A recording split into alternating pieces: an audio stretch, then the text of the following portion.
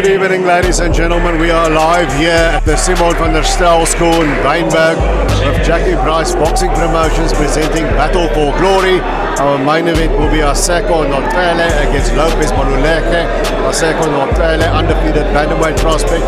And then as well, Wasim Chelon, the #1 contender for South African welterweight title, making his return against Sipenati Compi. Next to me, the promoter of the show, my old sparring partner, Jack Brice.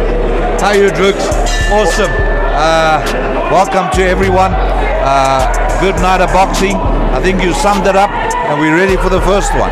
We've got Lukong Majali in the red trunks of a white trim, up against Nikico with a sequence in the black trunks, making his pro debut in the junior flyweights. Yes, you know, Drux, Luke comes from Atlantis and he travels every day 80 kilos to go and train by Dominic Ferreira, and it's his second pro fight. His second pro fight, and it is Nikico Loli's first pro fight. You know anything about him, Jack? I don't know his opponent, but Luke is not a bad boy from Dominic's show. You can see Majali trying to establish a jab there, going to the body nicely, getting out of the way. He's tall, he's lanky, he needs to control the fight off the jab. Makes sense when you have a taller guy. Nice little uppercut, left hook there from Luka.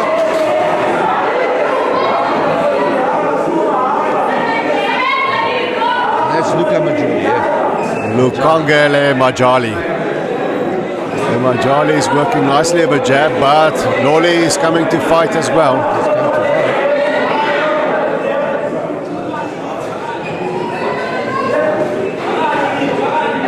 A little bit short of his punches. Here comes a left hook again. Nice left hook. Another good left hook, but it's a bit of an open smack, dude. He's not turning the fist. Yes. It's not good to slap with the gloves. In fact, you can get a warning for that. You want to punch with a knuckle part.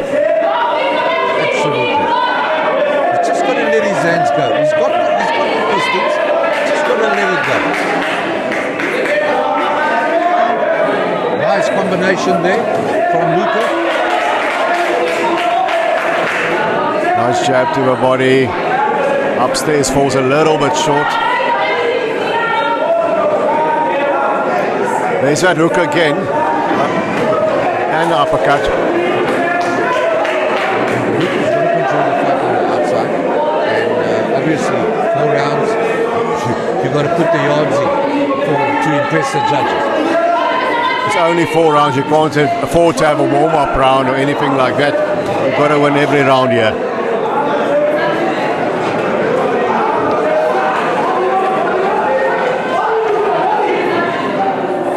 Bit of a wild right hand there from Luka. Boxer wasn't in a position to have that. And end of round number 1. I think that round belongs to Majali. Yes.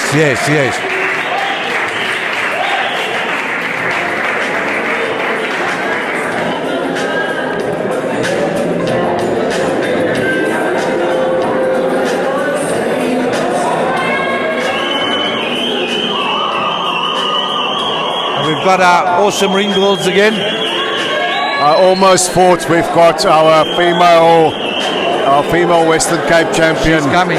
Again, doing the ring card golfing, but it's not her. She's coming.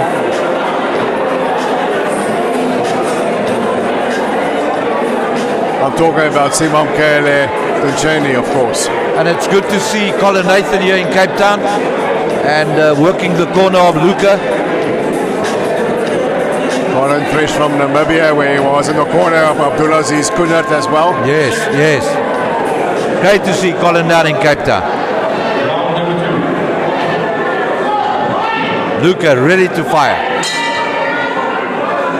Okay, let's see if I can get settled in. Lukongele, Luka Majali. Nice right hand there from Loli. Loli. Nice right hand. Lawley's decided to attack. He's closing that gap. He's coming in closer. Yeah, There's another overhand right. Jabbing to the body there, Lawley. You know, the nerves in the first round. Another good right, another left hook. Luka needs to work off that jab. He's trying to mix it with the smaller man. I think Lawley's gained a bit of confidence. Perhaps he took a shot or two and he found he can take it. Yeah. Now he's coming forward. He needs to work off that jab, is Luka. It's very hard if you have a shorter guy to win on the back foot. Very few people can do that. Absolutely. Tabiso Kunu can fight well off a back foot and he's a short guy. Yes. But very few can do it. If he's shorter, mostly you'll come forward. Now Luka is fighting back. Nice left hook again from Luka. This fight's really building up to be a very good debut for Majali.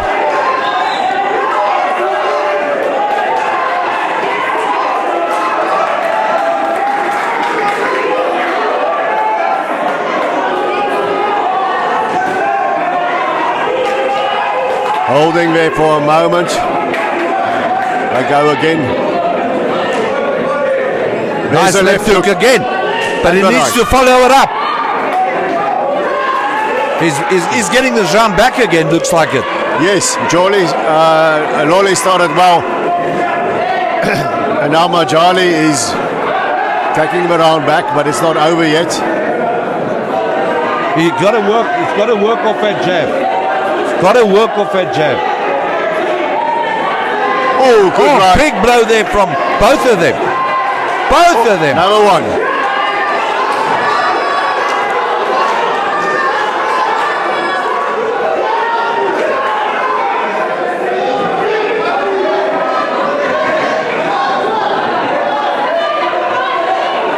Luka just needs to work off the jab, let it all set up. Much closer round this time. Lawley started well when Majali came back. So the round hinges on who does what now on this. In the last 10 seconds. In the death knells here. Who rolls the dice?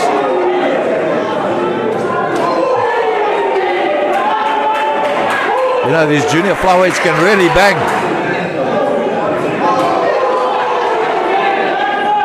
And that's exactly what Luka is doing. He's settled in now. I think Majali just rescued that round for himself here towards the end. I find it even this first two rounds. And here she is, Simamkele Tuncheni.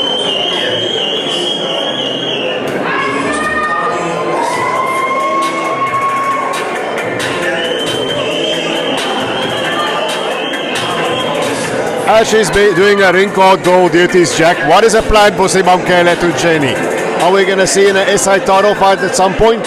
You know, Drooks, this young lady has just become a ranger. She's did a 6 months course, and that threw my plans a little bit. But May month, she comes out in a warm-up, and then we challenge for the SA title.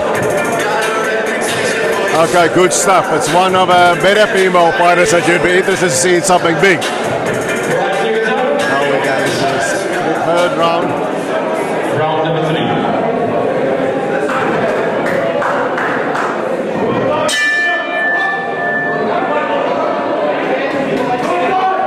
Majali is opening up big time now. It's a right hand for his trouble, but he has got to look now. A fighter is more in control of himself. Lawley coming back.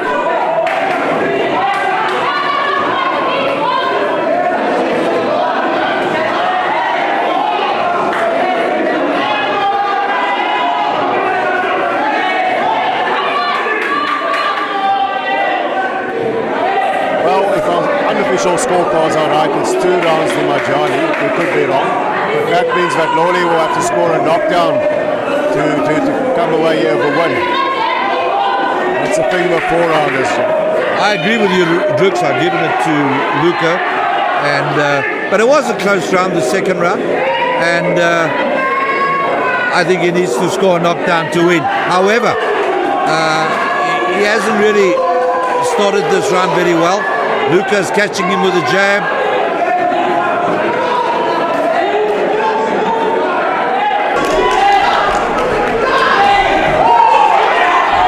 Good shot from Lukong and Majali there. Heading back into the ropes. But here comes Loli again. You know, Jukes, for a little debut, Loli is doing very well. For a debut fighter. Oh, He's big punches going home now by Luka. Oh, big punches going in there in the red corner. Now it's Loli holding on. Referee pulls them apart. Oh, another big right hand. A combination of right hand. Loli is taking some punishment now, but he's still fighting back. He's fighting back, surely. Oh, big right hand. Big right hand there from Yori.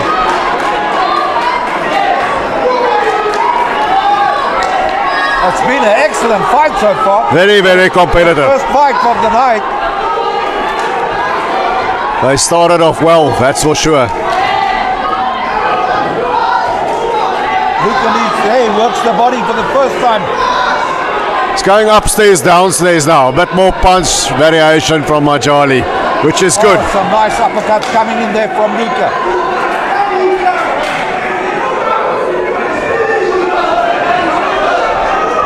Oh, another nice right hand there from Luka.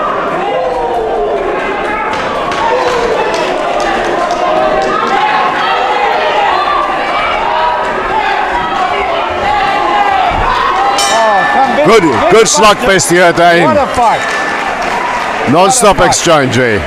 And I give it to Luka again. Yes. Cleaner blows on the attack, but what a debut this young man is making. Loli is trying, he's always there, you know. If you go through a fight like that, you lose, you can always come back for another fight. Absolutely. I'm sure you're going to give him another opportunity. Yes. No, the kid's got a lot of potential. Corner is working very, very hard with him in the corner there. And Dominic also working very, very hard with Luka. Junior flyweights here is a division that's got some history in South Africa. We had two-time world champion Seven Martin on Chinga, whom I think is now going to move up. The IBO belt holder Pumelelo Chabalala's here as well. So it's an interesting division. Very interesting division. And you know, Luka struggled to make the weight, I must tell you. And I think he's going to move up, huh? Move up to flyweight. He's going to move up to flyweight. I got the confirmation from Dominic Ferreira today. Right, let's see how they end this fight. Nice right to the body there by Loli. So if you're in Nico Loli's corner, you've got to tell him to go for broke now. Got to go for broke. Yeah, because he's not going to win on points anymore. I mean, we can hear the punches coming off the ropes onto his ears as we said ringside. Loli is letting it go, but Majali is answering. He's just got to keep that jab going, but he obviously wants to mix it with him. Oh! Good right hand. That's a push down.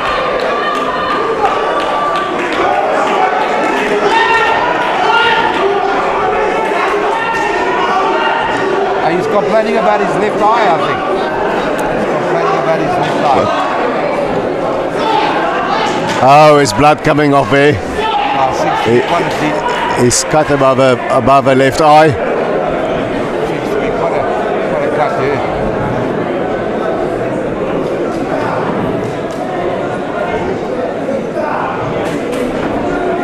Let's. Is with him now. Well, we're in the last round, so possibly you could fight through that.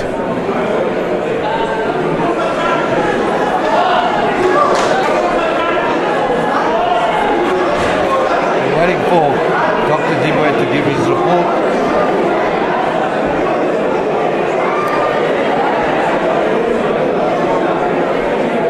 Was it caused by a punch or accidental headbutt? That is, of course, a question. We don't have action replay here at ringside, unfortunately. They're stopping it. That's a TKO. It's all over.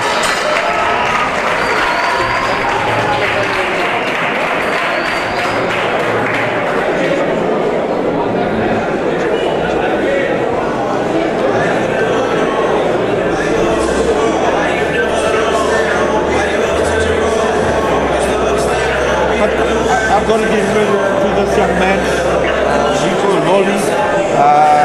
He's really came to put up a great fight in his first fight. It was a good fight, very competitive.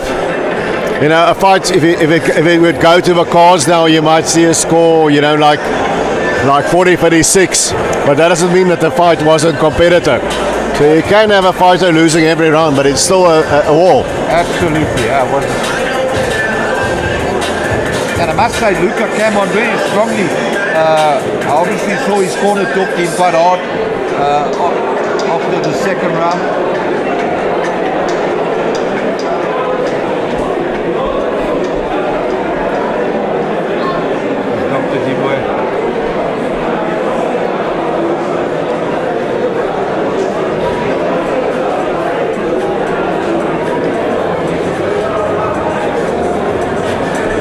Very happy in the ring there now.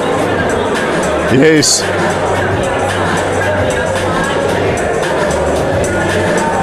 Majali's trunks shows the red of the blood of his opponent. It's funny how the opponent's blood always ends up on the protagonist's trunks, eh? Absolutely. Tends not to end on your own trunks. Blood is picking up nicely now.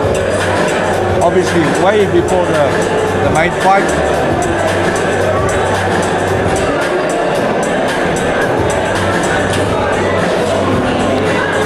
Okay.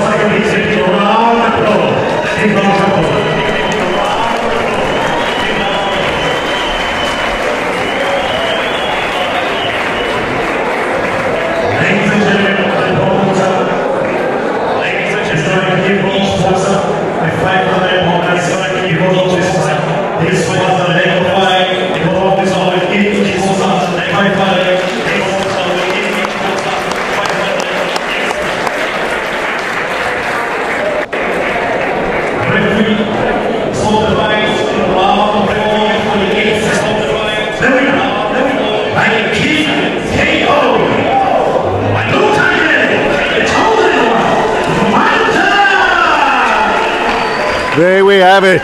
Lukong Majali moves to 2-0 and he gets his first stoppage victory to boot. Absolutely. And he deserved it. You know, I gave them an extra 500 bonus, and I just feel they put the effort in, and we see these things. We inspire them. You know, and it just helps. It just helps for the way forward in life. Good stuff.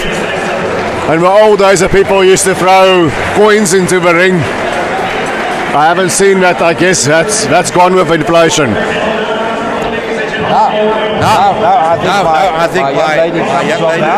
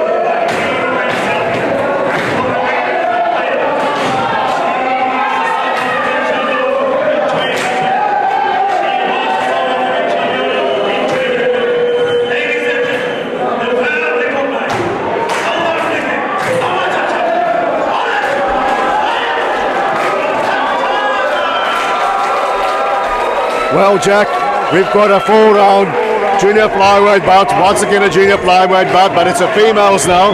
They're making their debuts. We've got all the way to Makatala, who has got trunks of a gold trim, and then Magula in also black trunks of a red trim. He said, here's my goal. Who are we talking about, Jack? We're talking about all the way to Ollie for short, and 2 times national amateur champion, making a debut turned professional in April. Well, let's see what she can do.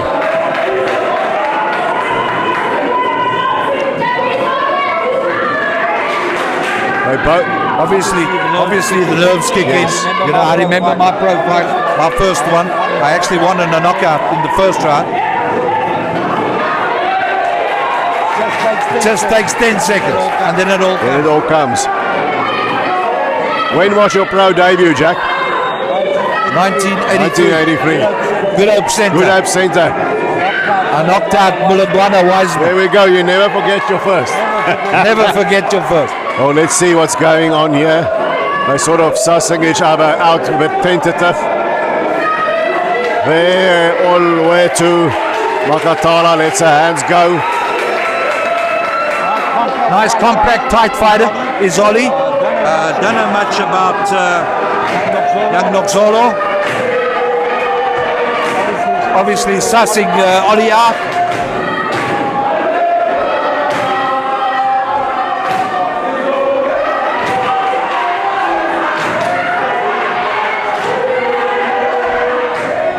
Nice jab there from Ollie. Makatala is letting her hands go a bit more. She looks a more imposing of her too. Nice jab there from Noxolo. Nice right hand as well.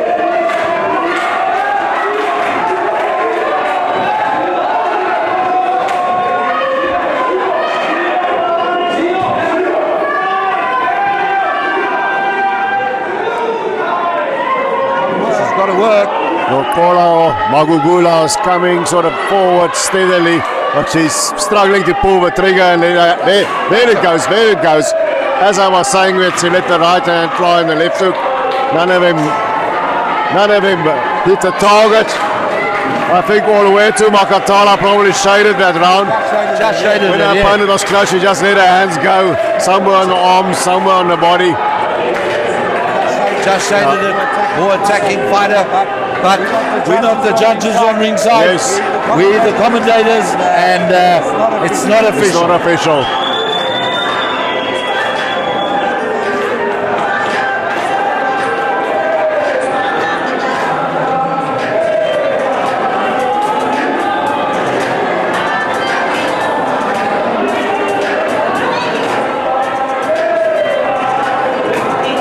We have another female champion here in the Western Cape. Makatala Tolashe has got the featherweight title. You also promote her. Any plans there?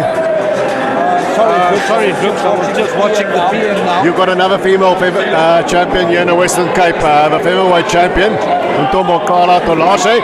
She went to Korea recently, of all places. So any plans for her defending her title?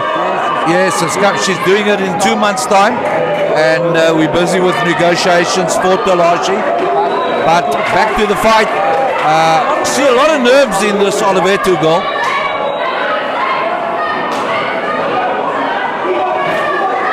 They seem a little bit more loose now. She's got to work off that jab, both of them. The other looks sort of like, they're really mixing it up well. When they get close there, they're letting their hands go, which is a good thing.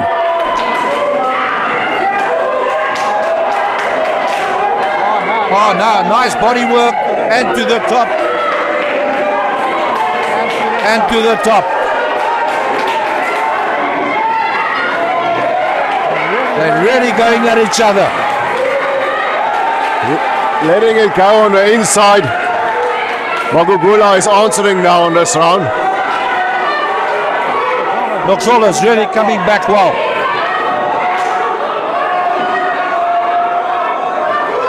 A nice right hand there and a left hook from Ollie. But Noxolo comes straight back at her.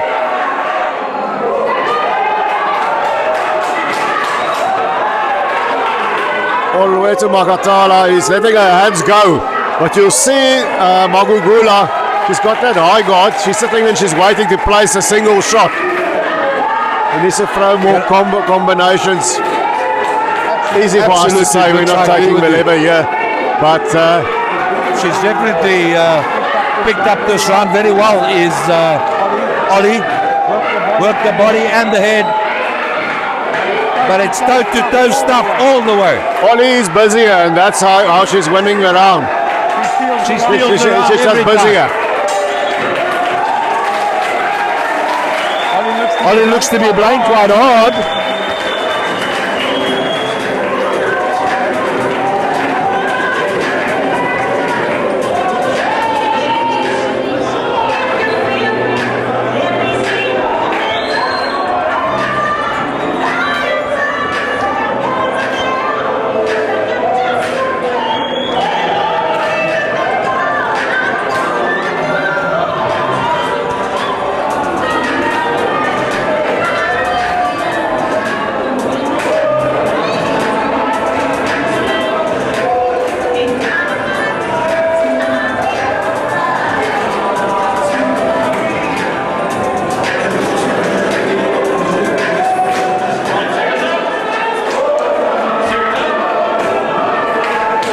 Here we go into round number 3.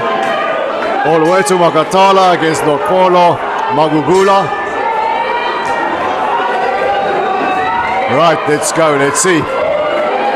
Jack remarked all the way to Makatala, or Ollie for short. Breathing a bit heavy in the corner. 3 minutes, 2 rounds can go very long when you're tired. There's a look of urgency on the face of Magugula now. She stalks forward. Oh, big left hook there from Kolo. Oh, another one. She's definitely coming back. Now it's a big slugfest. One for me, one for you. She's got to work off the jab, Ollie.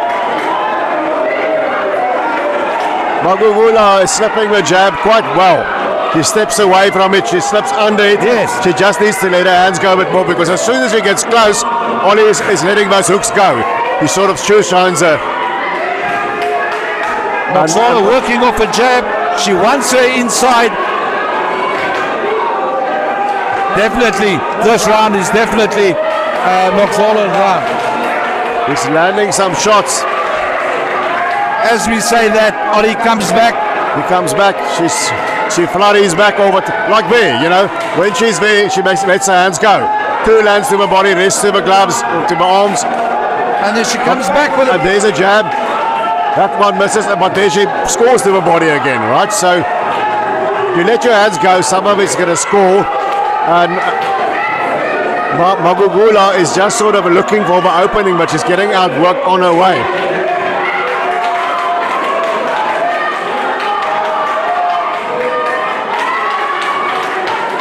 she's very tired at this moment. Good, right to the body, And right to the comes head. back again to the body. It looked good there for Nokolo Magugula, but once again, all the way to lets her hands go on the inside. I think it's clear what Nokolo Magugula wants to do. She wants to counter punching in those flurries. But the opportunity passes and she hasn't landed yet. Absolutely.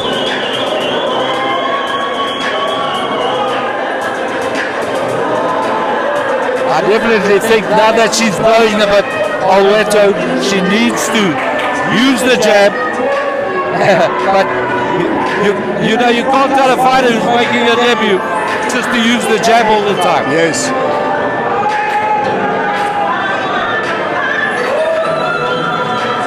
Definitely playing a bit harder at the moment. Alweto is breathing hard here in her corner. Very, very hard. Very hard. But she's throwing most of her punches. Big difference. Big difference. And you'll see Alweto's got a sort of a bounce on the ball of a feet style. And that can also tire you out.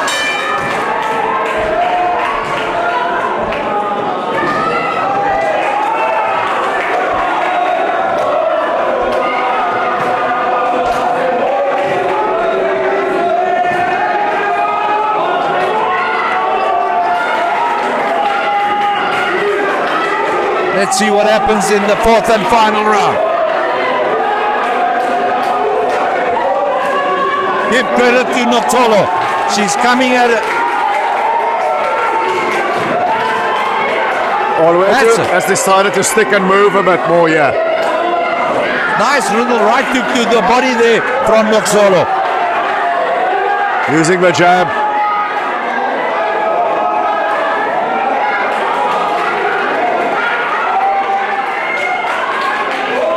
Notolo definitely the aggressor now.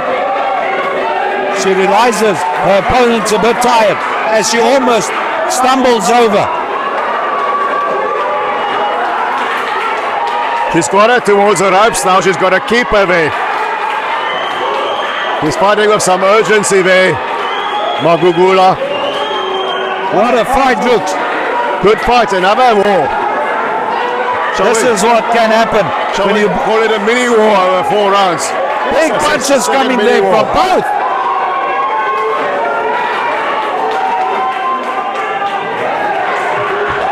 They've been throwing punches in bunches. That's it.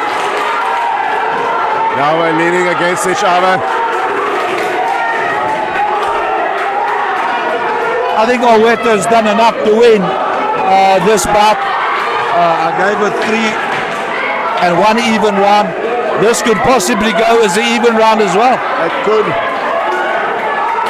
I think the higher work rate we will fight has shaded it for Oli. But I think she can be glad it's only 4 rounds. Because you can see that Magula is coming on. And Oli is getting tired. Absolutely. So you can be glad it was 4. Absolutely. But a good performance, both goals, let it all hang out, fought well. Let's see what the official judges say. I'm not going to give my prediction. I think I'll be biased towards it. So, but it's a pretty close fight. I think all the way to Makatala edged it, but we'll see.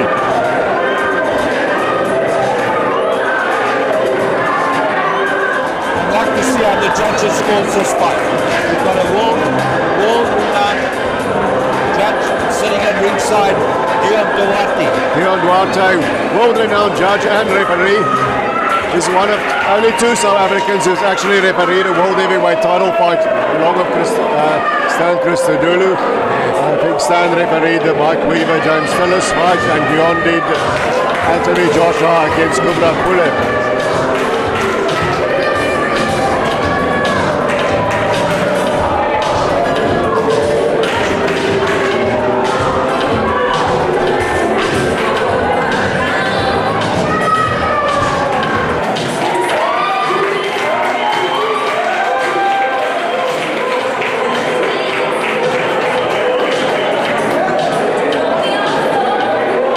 Each other now. They've just tried to kill each other and now they hug each other. That's boxing.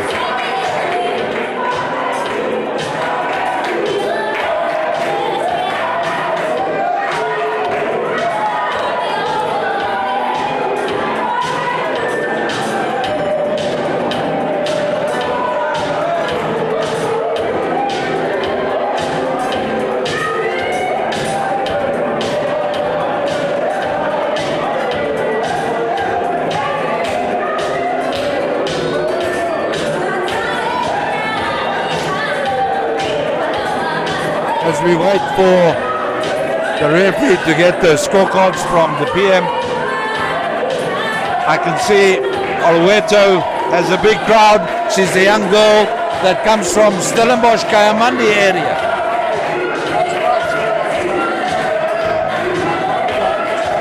Yeah. That's right. Yes.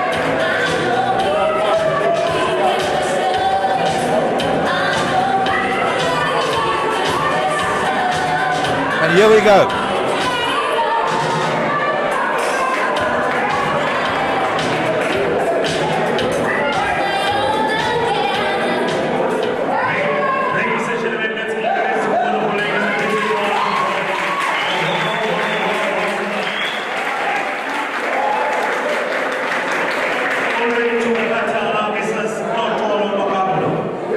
Ladies and gentlemen, we are going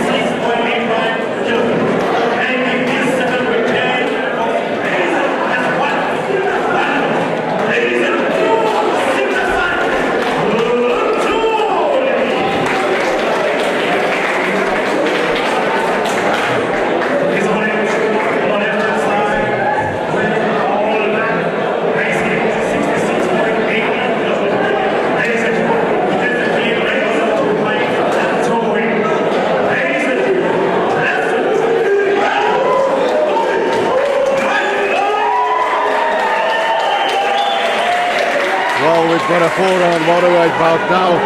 Calvin Madondo, who's 2-0 with 1 knockout against as yet winless Sipesande Lutuli, who's got the black trunks with a green trim there.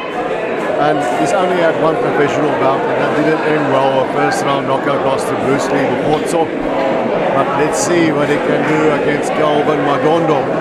You look at Sipesande Lutuli, he's got a sort of a heavily muscle build. A little unusual sometimes for a boxer. And let's see what Calvin Madondo does. If he can make it 3-0. The chalk, the paper, the record would indicate that he will, but it's not for on paper, it's for in the ring. Sort of just putting that jab out there is Madondo.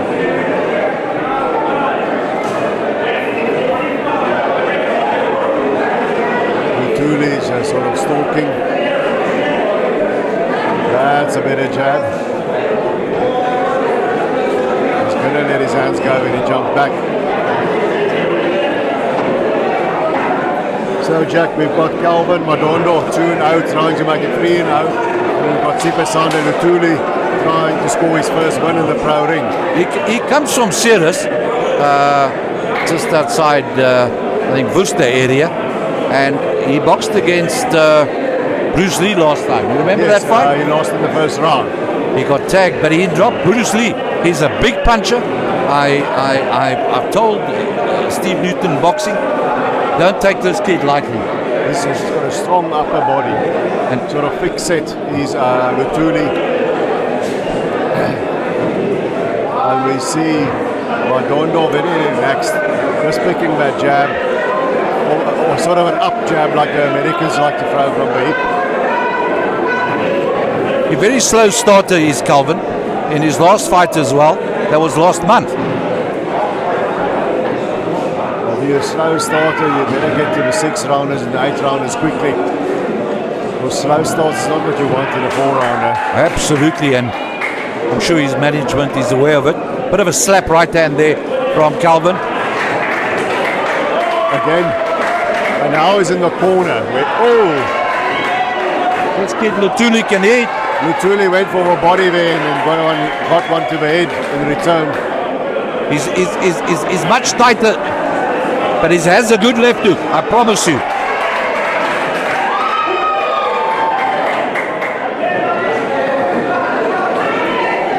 The speed is clearly on the side here of Madondo. The hand speed. The pistol. But he's got to watch out. He's got to watch out. Not getting moved in that corner, because that's where Lutuli clearly wants him. He's trying to push and walk into, sort of push. Look there, overhand right hand. He's going to finish up with the left hook. He needs to finish, you know. You can't throw 1 or 2 punches. And he's a bit far-fetched when his head's way over his front foot. Yes. And then the hips can't come through. This is a difficult round to score. Even round, I thought, eh? I thought very even. They can score it to Lutuli for the come forward aggression. If you're looking for the 1 or 2 clearer shots, then you got to give it to Madondo. And here we have Tucheni, the ringo. Tucheni. There she is. Western Cape Junior Featherweight champion. I've got the weight right, Jack. Yeah, Junior Featherweight. You say she's a ranger now. What exactly is that? A ranger, you know, they work up in the mountains and they look after fires as well at the same time and make sure that no criminal activities happen to the tourists, and they patrol. So I'm very proud of her. You know, she was a firefighter and she's upped her game. We're hoping to do that in the boxing game as well. Number 1. Well-spoken young lady. I've interviewed her before there at Hindsight.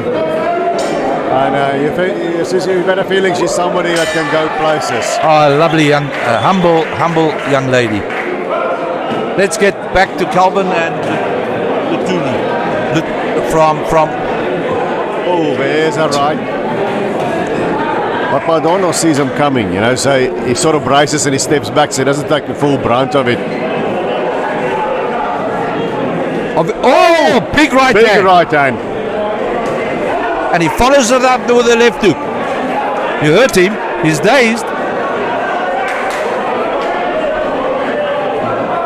I hear his corner shouting tight.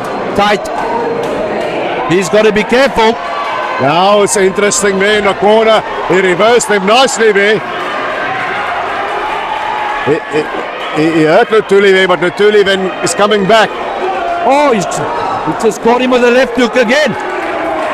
He's blinking.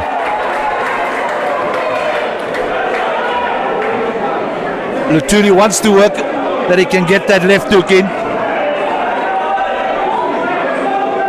Lutuli's got power in both hands, Drooks.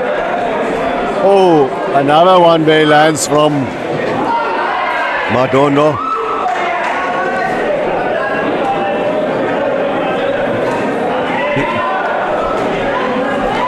Good left there, it landed. He's got to be careful, Calvin.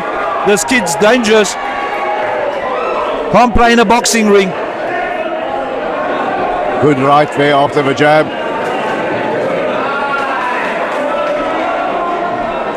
Madondo's keeping his range now, and you see for first time Lutuli has now started backing off. I think he felt one of those shots there in the corner from one of those counter shots from Madondo. Now he's coming forward again. He's cleared the cobwebs, he's found a second win there.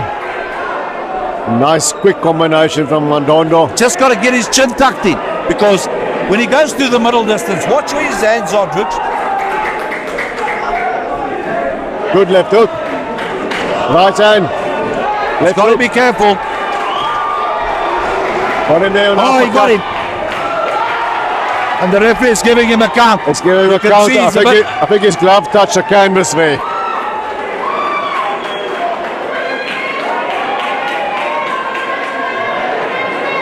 A little bit wobbly. I agree with referee Marshall.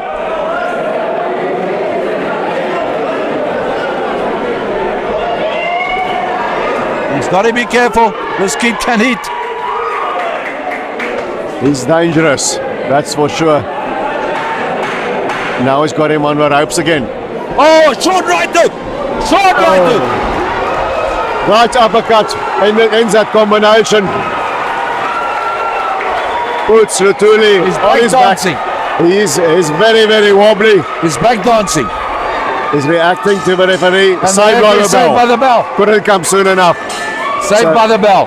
2 knockdowns there for Calvin Madondo. That's at least a 10-8 round. If you have a more liberal approach to scoring, you can make it a 10-7. I agree with you on the 10-8. He's got the fight sealed up now, unless he does something stupid. I agree. 10-8 on that round. Fully agree. A nice little prospect is Calvin. In the middle distance, he lets his hands down a bit, but he will feel it, and that's a learning curve for him. Welterweights are interesting, you know. We've got the SA champion there, the other Koopman, Keanu Koopman. And we've got Wasim Chelon, who we're going to see tonight. I'm assuming if Wasim wins, and that's the way to bet, he's going to challenge for the SA title. Yeah, I believe Koopman gave it up. Koopman gave it up? He gave it up. I didn't know that. So then it will be for a vacant title. It's not just the room anymore. You can't make the weight. Can't make the weight. And Jabulani McKenzie is not on the ratings anymore. Yeah, he's been active for a long time. Jabu needs to get a fight. If he gets a fight, then I'm sure he'll be slotting there at number 2 again. And there's a kid number 2. As you know, Wasim Chelon is number 1. There's a kid from East London who's had 4 fights. Okay. He's wow, look at now. Lutuli go. He's not ready to give up quite yet. He got given a second chance there by the bell, and he's going for it. Good right hand there from Madondo.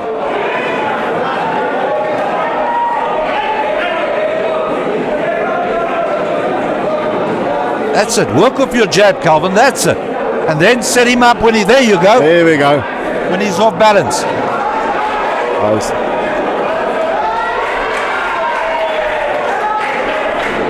But give credit to Lutuli. He's still coming forward. He's still trying to knock him out. He's still coming forward, and that last knockdown, the last punch was a right uppercut, if I remember correctly. It slipped there, He fellow, slipped his badly feet. there. Because when Lutuli comes forward, as you've noted, his weight goes too far forward.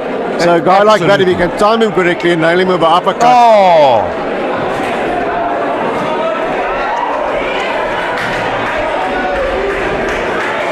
There he goes down again. It was a little punch to the right on the forehead. I think Lutuli looks at the end now. I think the end is nigh. Yeah, the end. His legs are not looking good. I think referee Alroy Marshall must take a long, hard look now. But he'll still come at you. He'll still come at you with that right and still left coming. Hook. Look at that left hook. Straight right there from. Hey, the hands are right there.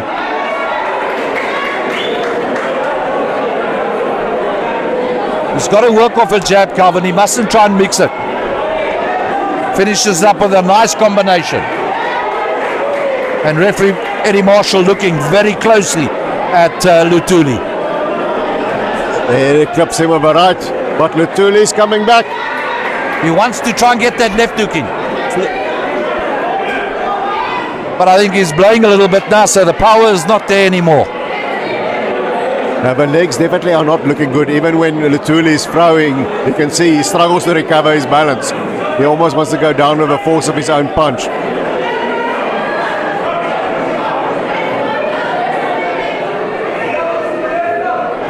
I think Madondo must maybe just dig a left hook down there to the body. Yeah. Because I'm thinking that Absolutely.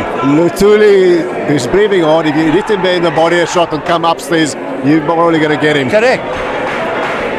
Talking about body shots, what a shot that was, but Bakari Samakai used to get our own Rock Nap out of it. Yes. I thought Rock was competing very well up until that point. Yeah, he was. The fight had a close feeling about it. I think Samakai was ahead a little bit, but then he hit him with that liver shot, and that was that. Yeah, and that's all she wrote. Well, And it was a double to the body and to the head. yes, But the hand speed, the body position was perfect. he delivered that shot, the Frenchman did. Steve Newton in the corner of Calvin. Well, it's now going into the last round, Jack, and Lutuli is still here. He's still here. 3 knockdowns, but still here. Give him credit. And the crowd's picking up nicely now. They're piling in. Nice little small venue.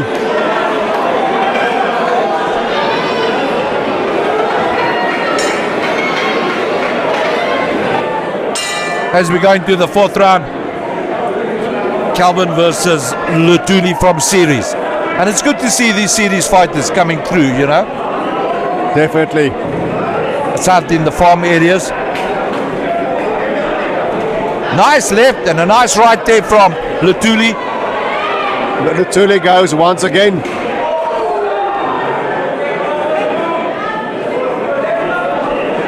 He starts off well.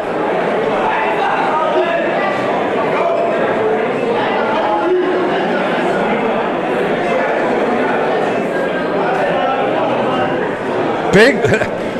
Took a shot there. You see what happens is Lutuli's in middle distance. He's landed some shots there. He's got Madondo in the corner now.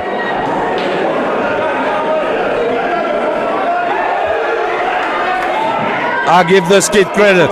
He's a real fighter. He comes back at you. So far, Lutuli is actually winning the round. Absolutely, he's winning this round, definitely.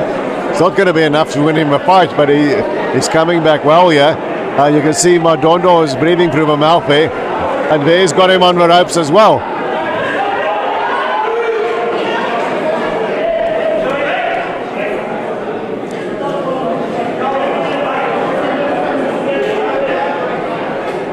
Madondo's now sort of coasting for the final bell. And he's got to be careful because the longer Lutuli is there, the longer he has a chance to land a shot. Calvin's offered. He knows he's won this fight, and just flashing about now, jabbing, and not doing take unnecessary risks.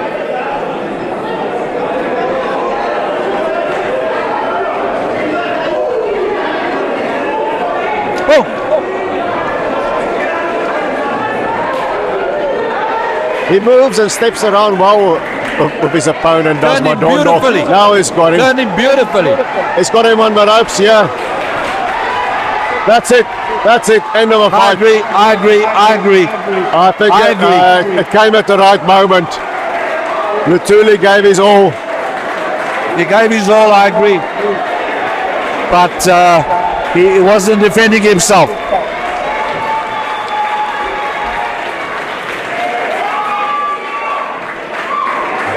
And when Madondo moves to, he is now 3-0. 3-0 with 2 knockouts. My friend Sodi is going to join you now. Okay, Sally Dolly, of course, one of our local trainers here in Cape Town, was recently up in Namibia with Abdulaziz Kunat. What a war. What a war. It was definitely not the Namibian war. Definitely.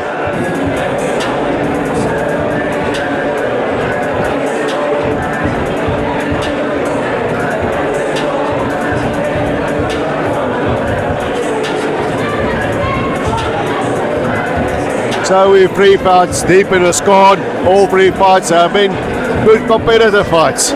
Some good boxing. But the crowd here at Simon van der Stel School and Wynberg gets to witness. And we're 3 bouts down and still 4 more to come.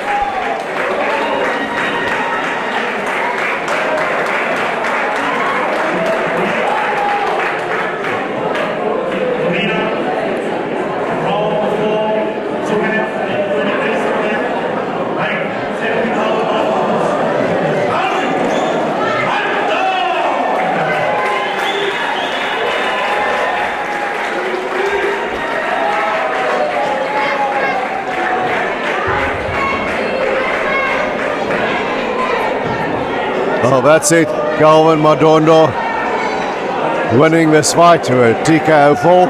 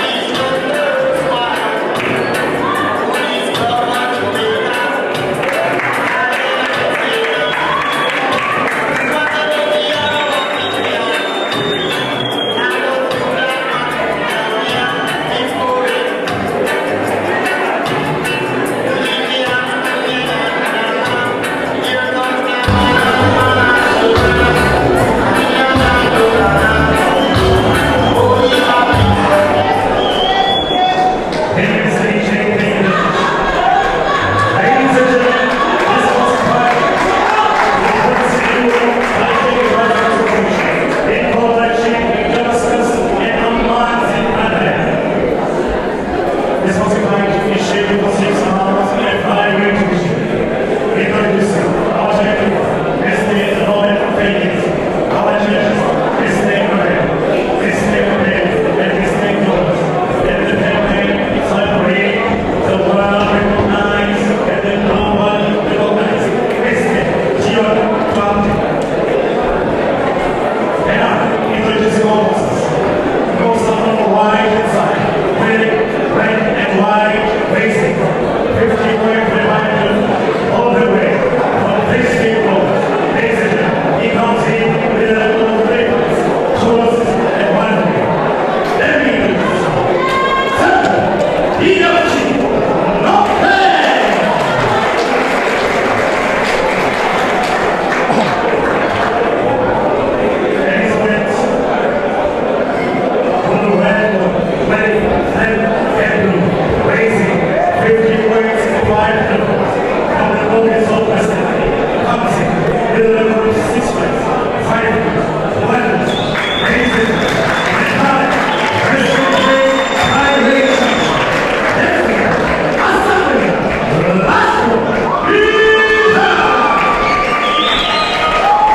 Well, now we've got a 6-round flyweight bout, and that man with a tasseled trunks, the black with a blue multicolored trim, is Asavela Peter.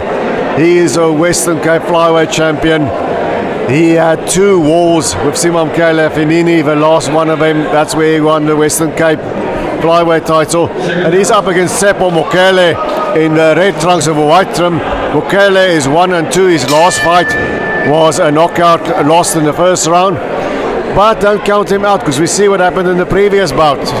We had Sipesane Lutuli also coming off a first round knockout loss, and he was there right away in. And look at this, Mokele. Oh, huge left hook. Asavela Peter is in trouble. No sooner have I finished speaking, and Mokele is showing us that he wants to be here and he means business. He's going for broken this first round. That shows you never be overconfident, never be relaxed, because you never know what the other guy is doing. Today he's decided he's got his rocky moment. Another right hand on Asavela Peter. Peter is in trouble. He's definitely hurt. Another one, a left hook. He's got him on the ropes. Peter hasn't got his legs under him. Dion Duarte is taking a close look. Another left hook, a right hand. Mokele must just let his hands go. Peter flops to the canvas. Oh, it doesn't look good for Asavela Peter. Those legs are stiff. Another left hook. He's in trouble here on the ropes. Huge right hand coming in there from Seppo Mokele. Mokele's got to let his hands go. He's got to go for it. Peter's not defending himself. Dion Duarte waves it over. What an upset. Seppo Mokele comes into this bout with 1 win and 2 losses. His last fight was a first round knockout loss. He upsets a Western Cape champion here and stops him in the first round. Wow, wow, wow. This is why boxing is a great sport. Who would have thought? What an upset. Maybe the war against Simon Kele Finini had something to do with it with Asavela Peter. Maybe, I suspect, he was a little bit overconfident coming into this fight. And you know, Mokele just let his hands go and it worked. Anton Gilmore once told me, if you're in a fight and you don't think you can win, you must just put your head down, tuck in your chin and let your hands go. And wow, it worked. Jack is back here with me. Jack, what an upset. Who would have thought? To be honest with you, I was busy sorting out a issue outside. And then Willie Simon, my matchmaker, came to me and said, something went wrong. Can you fill me in?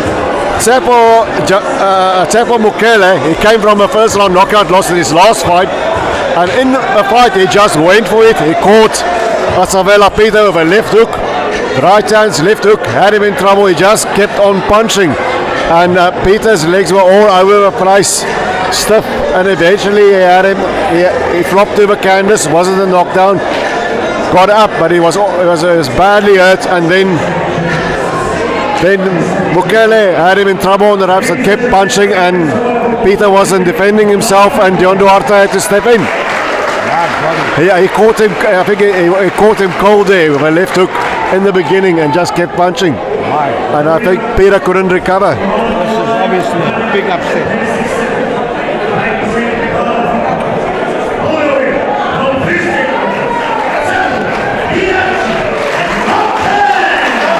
Well, that's a big blow for Asavela Peter. He's still shaking his head, but his legs are still looking not right. He should have maybe just taken a knee there, took a knockdown, just cleared his head, or held on. You know, when he was hurt, he didn't know how to ride out the storm. You know, and he had that wall of Simon Kele Penini. I've speculated, is it that wall that's maybe done it to him, or was he just overconfident? If you can see him coming into the ring, he was dancing, he was very confident. I think he was just a bit overconfident. That's what happened. And you know, and the guy had nothing on his record to suggest he was going to come with anything, and he got caught. And then, you know, sometimes you have to take a knockdown, take that 10-8 round, clear your head, or try and hold on. And Peter didn't do that. You know, and to his credit, Tsepo Mokele just kept punching, and here we are. His trainer warned me that I shouldn't have taken the fight for Asavela Peter. You just never know in boxing, Jack. You just never know. Sometimes people surprise you.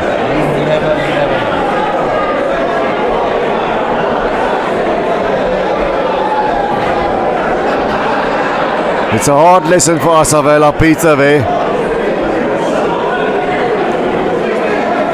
Well, we are at a school, so it's a place of learning lessons. If you learn the lessons, you move on. If you don't, or on our day at least, you stay behind. That's what happened. That's what happened.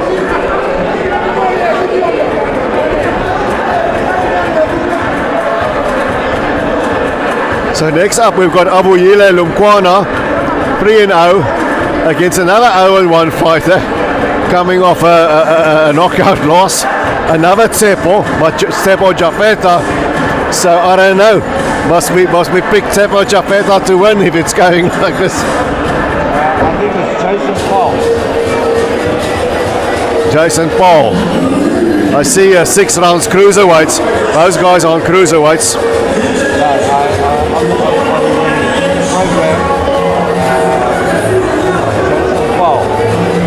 Is he fighting? Who's our opponent, Jack? We don't see it here on the sheet.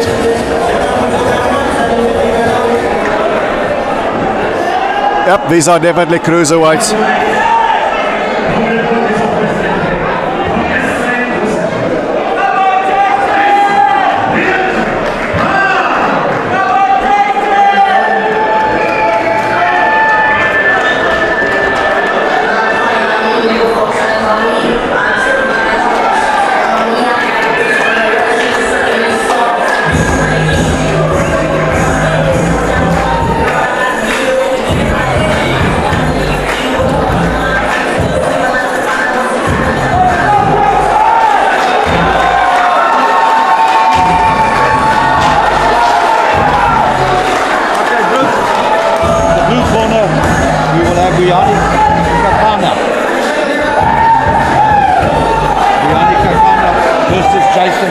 Buyani Katana against Jason Paul, colloquially known as Frikkie, and is very popular here in Cape Town, Jack. He's still undefeated.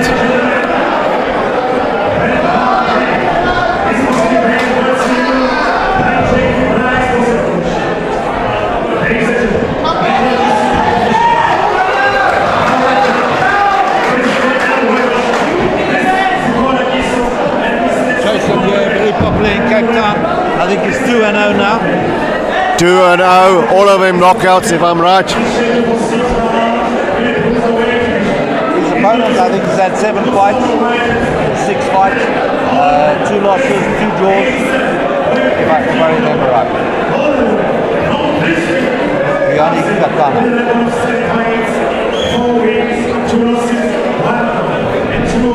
4 wins, 2 losses, 1 draw.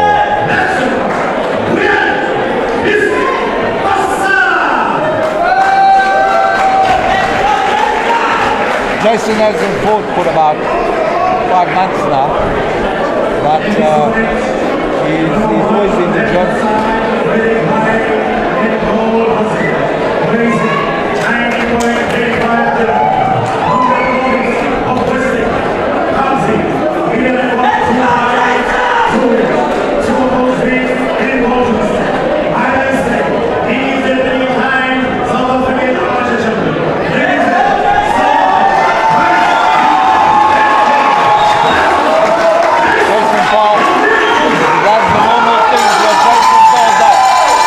There's Jason. He enjoys himself in the ring. It's like his playing ground. He does that Ric Flair, woo, and That's the Ric Flair thing. he does a Ric Flair thing.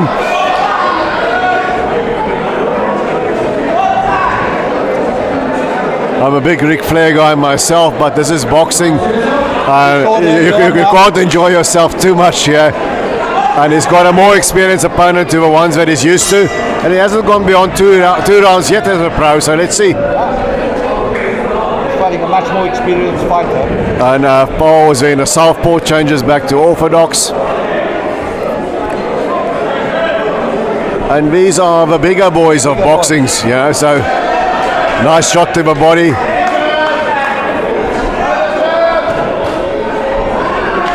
Katana goes to the body.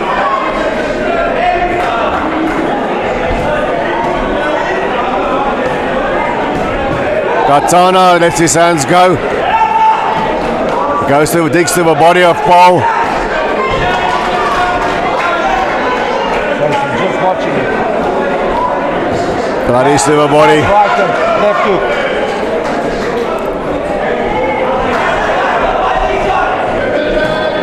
Wild overhand right there, Justin. Jason caught it on the glove. A little red lock there. Oh! Well, that was a bad miss. Hold himself off his own feet. You can injure yourself like that. That's when you A punch shoulder. scared, Brooks. That's when you punch scared. Yeah. When you're not looking where you're throwing, you're throwing it. You won't be throwing that for a long time.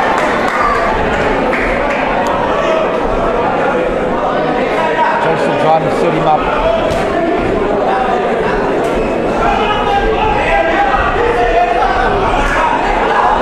Yeah, Katana looks nervous, you know. He's very nervous. The guy's had 7 fights.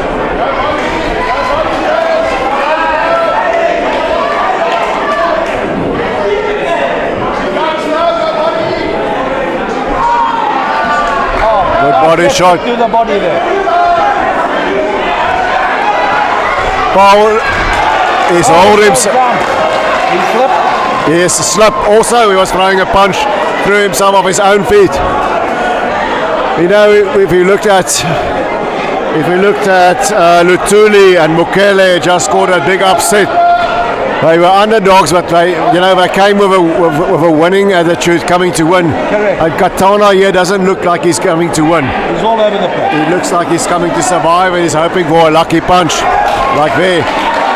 That's not gonna do the trick. Mustn't play game. This is a boxing ring. That's a beautiful jab. Both through each other with stiff jab. That's it. You've got to just set him up. Take his time. That's off a jab. You've got to set him up off a jab. Got to set him up. And the right's going to come now. Well, Easy round to that's a cruising round for Jason.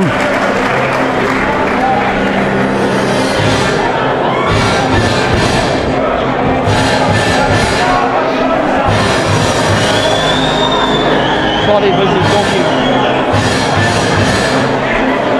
Starting to work off his jab. Jason is standing in the corner. like George Foreman, like Aladdin Stevens. Yeah. Do you think it's a good idea to stand in the corner, Jack? Sorry? What do you think about standing in the corner?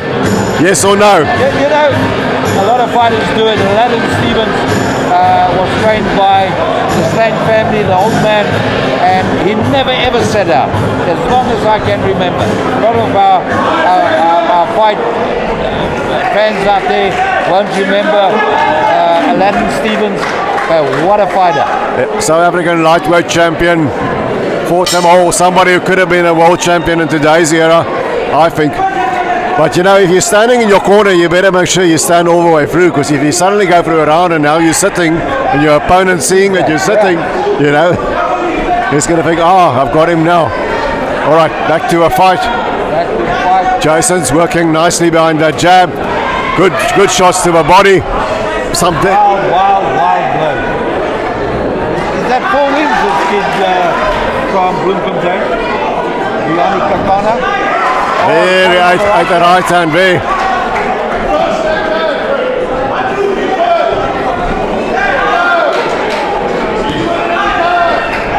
Oh, nice right hook to the body. Nice and relaxed. Beautifully. Very composed. He's very systematic, Jason Paul. He's using his jab. He's banging the right to the body. There goes the jab again. He's just settling nicely, moving his head.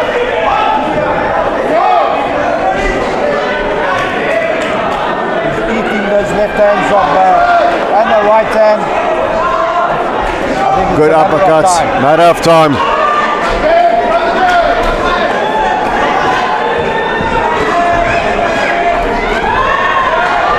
think it's a matter of time. It's just a matter of time. I think the referee must keep an eye there. There's no people in front of him when he punches like that. There comes the towel. That's it. It's all over. He's got a big following in Katana. Another awesome win.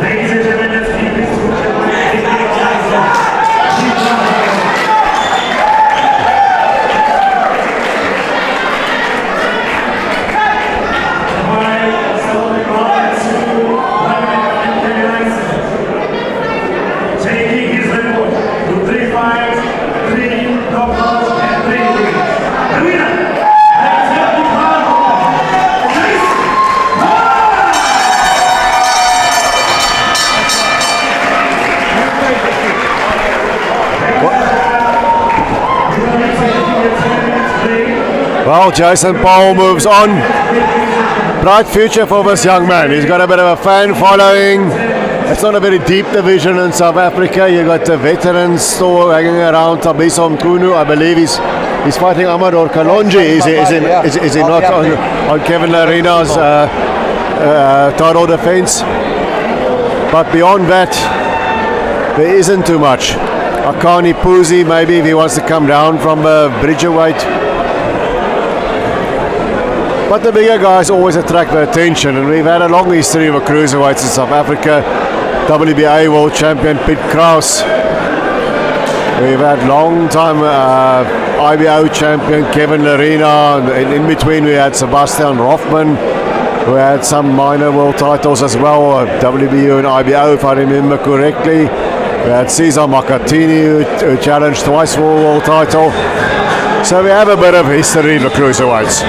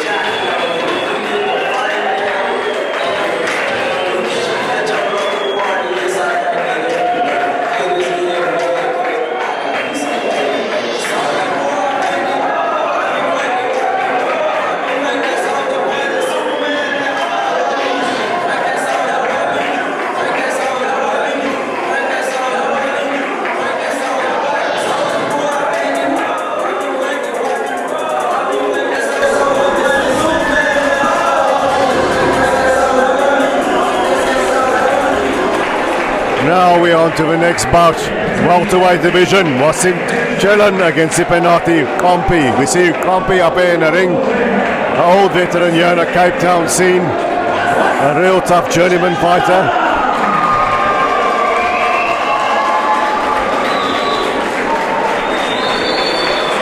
And here's Wasim Chelon to make his ring walk.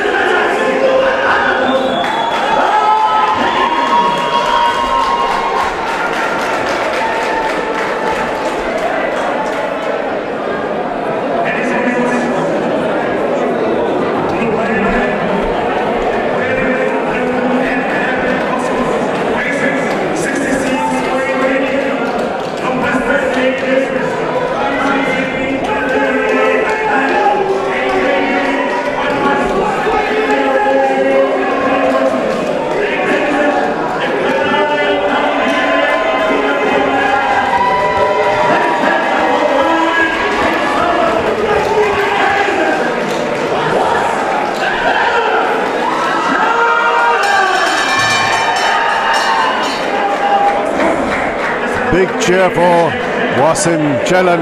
It's an all-star corner there, you see Lunga Sitamela, you see the former two-time IBF Junior Lightweight Champion of the world, Mzonke Fana, Rosa Kaalicha, with Chelon in the corner. To my left here, outside the ring, sits his trainer, Emil Brice, who is fighting some health issues at the moment. Let's see what happens. We know Sipenati Compi, as an old campaigner, he usually will give you some rounds. But Chelon, in his last fight, Jack, was in Germany, and he lost a majority decision to Ado Al Garmawi. He acquitted himself very well in that bout. He dropped the guy, as you know, Yes. knocked down, and but a very composed fighter. A great example for any youth. Comes from the Menenberg area, or I beg your pardon, Heideveld, and grew up amongst gangsterism, and this is the result today. And let's see what he can do, because he needs a 1 year. Because SA title, I think, is next in his future. We have the SA title, currently vacant at the moment, I believe. The ex-champion or the champion can't make the weight. Good right shot to the body there. What seems usually a slow starter. You know, I remember his fight against Dennis Mawale when he beat Dennis Mawale on That's point. right, that was a great fight. It was a very good fight. Very good fight, very competitive fight. I think he's just going to have too much guns for him. He should get past Compi, but let's not count any chickens before we hatch. He's feeling it. Compi is feeling it. He's holding. No matter who you fight, you've got to compose yourself and show your true potential. Relax. Jason Paul did that tonight. Correct, it was opponent was bad out of his depth, but it's only his third pro fight, Jason Paul, and it was a nice studied performance, work behind the jab. Lovely body blow. I don't know how much is Compi's an old veteran in Cape Town. He stood up against Marius Matamba, and he's fought the toughest guys here in Cape Town. He has. Very capable fighter. Doesn't usually get the win, but he's a kind of a tough journeyman. There's plenty of him in the UK. Compi makes me think of those kind Very of much fighters. so. Drooks, you hit it on the head. Good right hand, Catches him a right hand.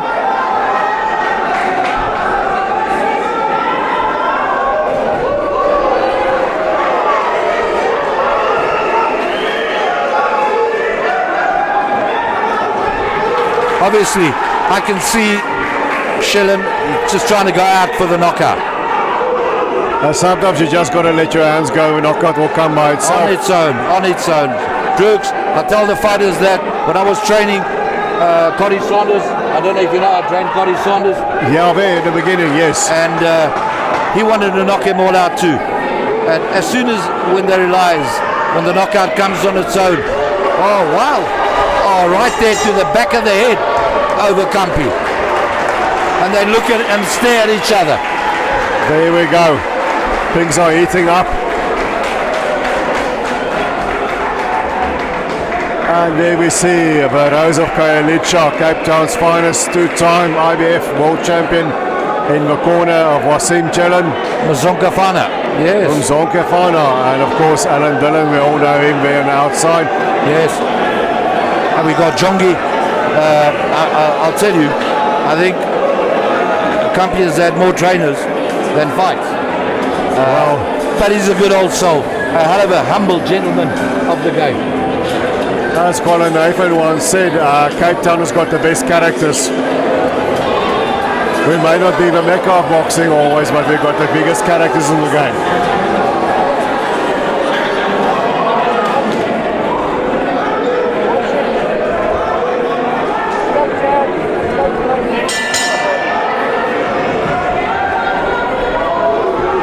Emil Brice shouting on the side of the ropes, straight right, left hook to the body. He's trying to hold on for dear life. Is Compi. Compi is turning his to back. hold on for dear life. He's quitting.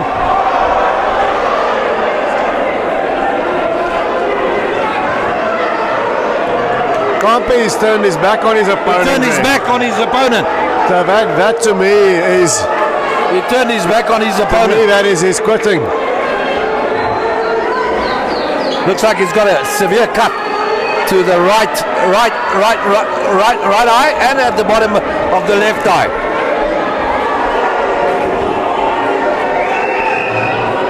There's a bad cut there. In this game, you can't turn your back. No.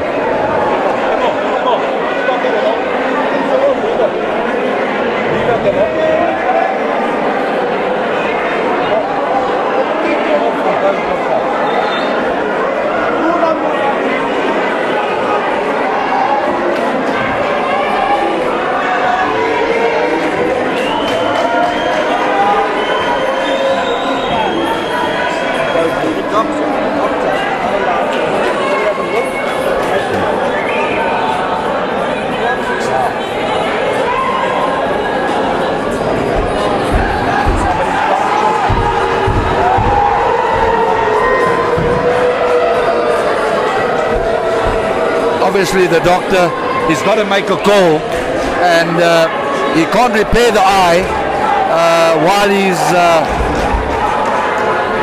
looks like we're gonna cut. It's looks either like we're going gonna on or go. it doesn't. It's going on. Oh, That's a big right right hand. there. You know that rough style where heads are clashing there as well when Chelon comes in. But Chelon's got Compi in trouble here now. Oh, it's just a wrestling match now. He's trying to trip Chelon. The referee giving him a stern warning.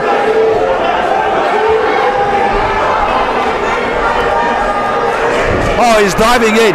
He's diving in. The referee's definitely got to do something now.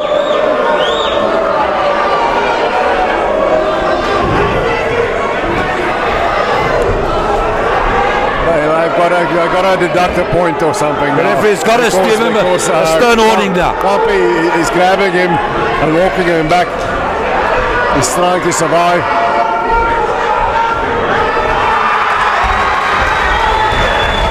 Left hook to the body by Wasim. There goes the towel. It's all over. That's it. All over. Over in the second round for Wasim Chelon. It wasn't pretty, but the crowd loves it. That's all she wrote. He was just too strong for Compi. He was absolutely. We can't get welterweights to fight this kid.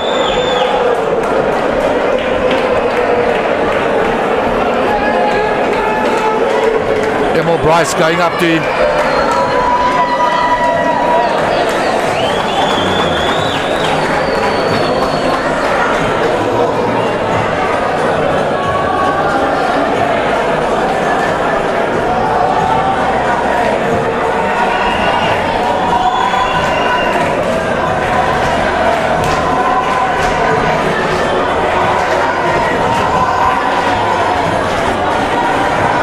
Real humdinger going into the main fight tonight with Prince Aseko Notsele versus Lopez Maluleka.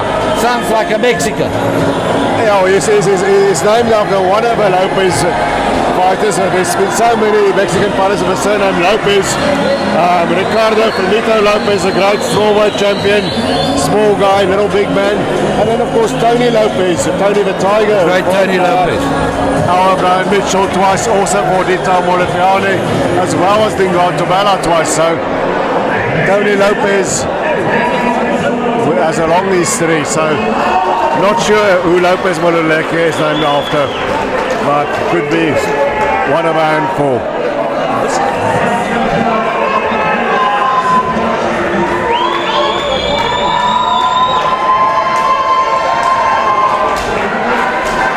Doesn't look like Company wants. He's gonna meet his rival.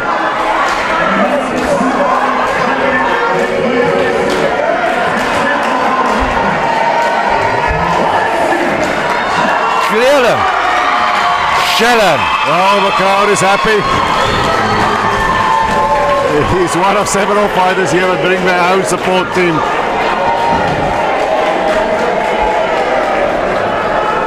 we move into the main event that's up next, 8-round bantamweight bout between the undefeated 7-0 Aseko Nokele, who's now training with Colin Nathan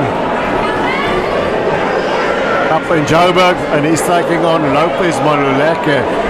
Lopez Maluleke has got a record of 2-2, but he's been in tough, you know, and he's got a points loss to Carlton Malajika. He's got a draw of Siabulela M, and he's got a majority decision loss in his pro debut against Caden Tritter. So he was never much protected.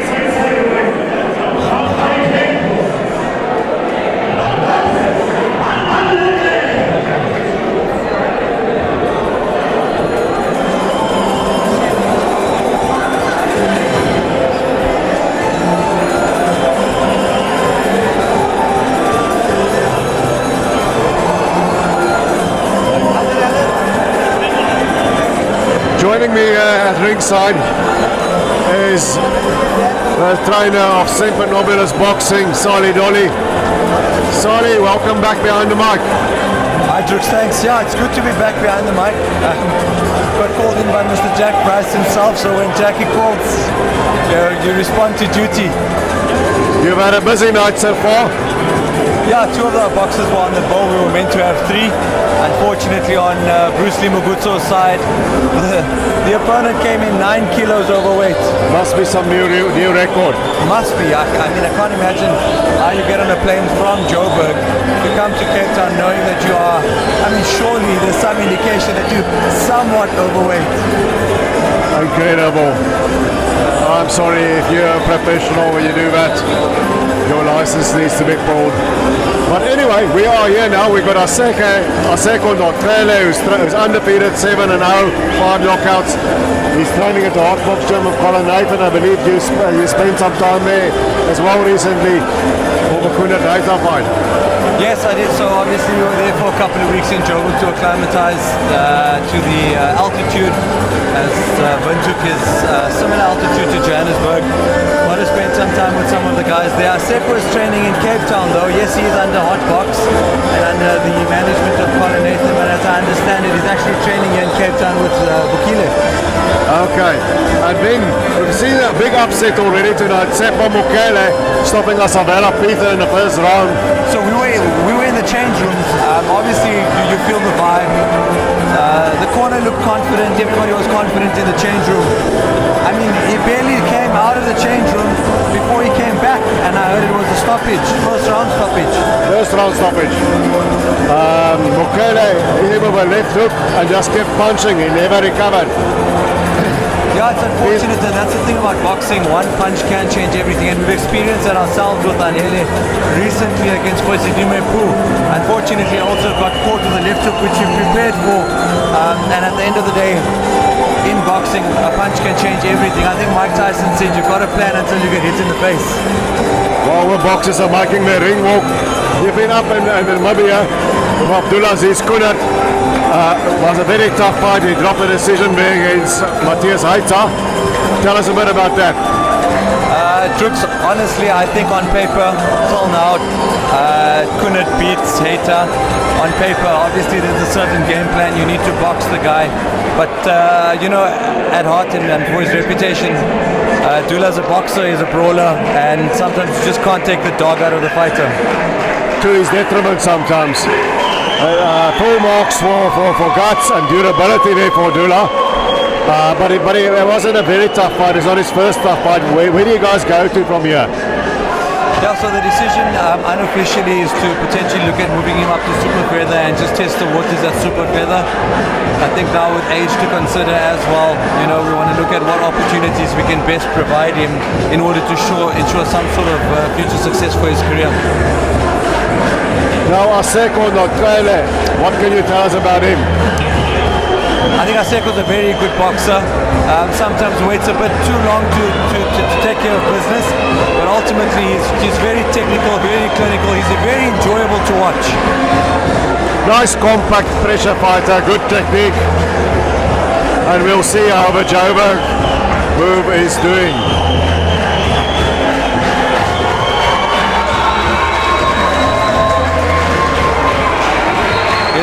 quite confident as he walks out with his trainer Vukile Magwaza. You've got Colin Nathan in the corner, and you've got Colin's son Daniel Nathan also helping him out in the corner.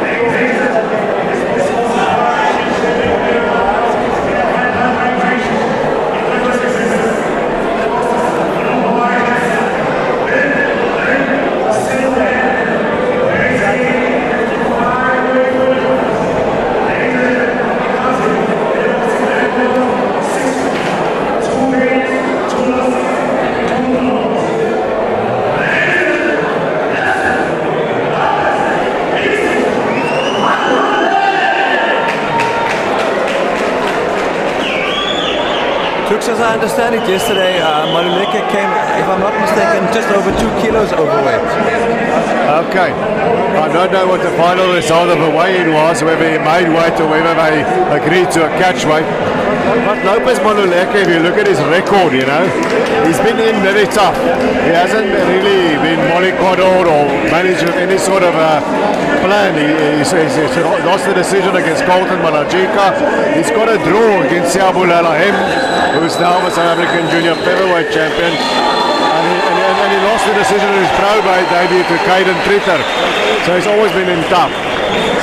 So you can make a good case that he's been in against the tougher opponents than Aseko Notrele. So definitely his record will not necessarily reflect his performance. Like you said, he's been in there with seasoned boxers, well, good talented boxers. And tonight with Aseko Notrele, it makes it's different. Well, let's see what happens. Here we go. Immediately coming out of the southpaw stance. Aseko doing well to try and find his range with Lopez. Hands coming back, nice guard. So far textbook boxing in the first few seconds from Aseko.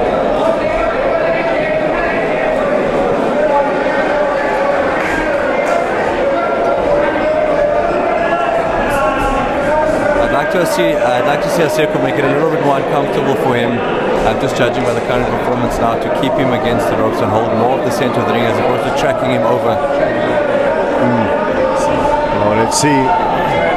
Notrele is coming forward steadily, flicking out that jab, which is nice to see. Looks slightly shorter than Maluleke. So he's fighting out of a sort of a semi-crouch. There we go, jab to the chest. Beautiful counter. Nice little left hook. He's very sharp, even though he's starting off, and there hasn't been many exchanges. He's done very well to anticipate the punches coming from Maluleke. Nice right hand.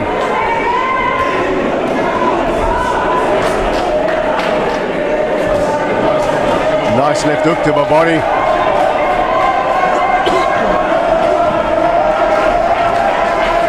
What I like about Aseko, and he often displays it like now, he threw a left hook, he missed, but what he did was he took himself out of the immediate danger by stepping half a step back, which didn't give Lopez the opportunity to counter. Great punch selection from Aseko. Aseko is throwing nice and compact punches. It's not wide with lots of gaps in between, which is what I like. I can see that Lopez Maluleke also knows what he's doing. Just a little bit out of range. Southpaw can be quite awkward to fight, Rooks. I mean, obviously you've got the both leading legs in front, but Aseko doesn't look bothered by this at all. Very good punch selection. You can see he's obviously prepared for the Southpaw, which at his level he should be. But generally you can see an uncomfortableness with boxers, but it's to him he's in his element. He's doing it very well. He's keeping that lead foot on the outside. Well, the lead feet are close together. They're just on the verge of stepping on each other.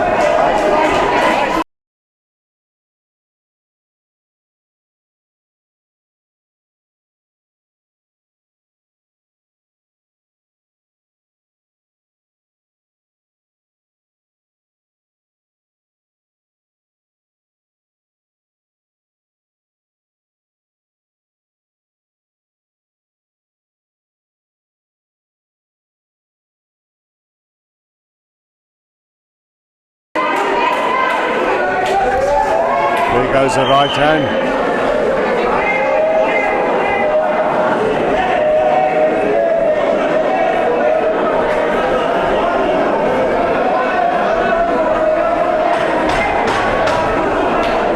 Good round for Aseko. Yeah, there's no doubt who the winner is of this round. Nice left hook. Great countering down the middle from Aseko. I like the left hook to the body of Aseko and Otrele. We know how that left hook can work, as we saw in the Rock Nap fight last night. Well, that was unfortunate for Rock. But Samake, I think it was just too powerful for... Samake is a powerful guy. I'll be interested to see where he goes to from here. He's got it in him to win a world title, because he's going to be in a position to challenge for one of his WBC silver belt. And Rock, I think Rock competed well, but it just wasn't to be, you know. I think it was competitive up until that point. But, you know, I suppose his levels in boxing, and Rock is a great kid. He's a very exciting fighter. So there's still fights to him here locally. Maybe a rubber match of Brandon Tyson. So I just learned recently that Samake is actually 2021 with 18 fights and no losses. I was aware of his record, but I mean, at 20, 21 years old, to have that kind of a record is outstanding. And you can see his draw card over there. 40,000 people in that stadium, I believe. Yeah, he's got the personality for it. He's got a great build. He's a very marketable boxer.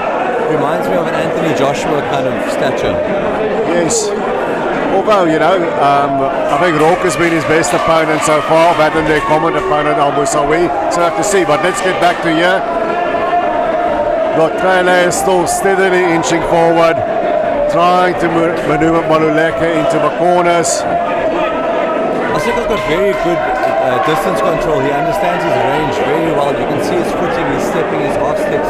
He's putting himself in range for his punches, but he's also outside, just enough outside of his opponent's range, and that's where he's getting the success on the counters.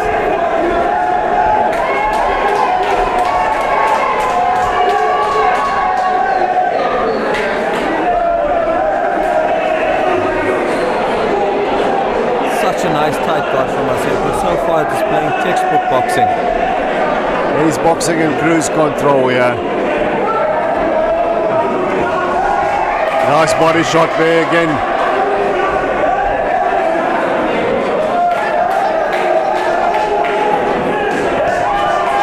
Double left hook. I'm such a fan of the double left hook, especially when you're changing levels.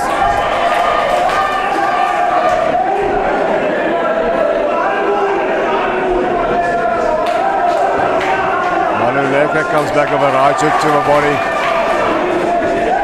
Another nice right by Lotrele.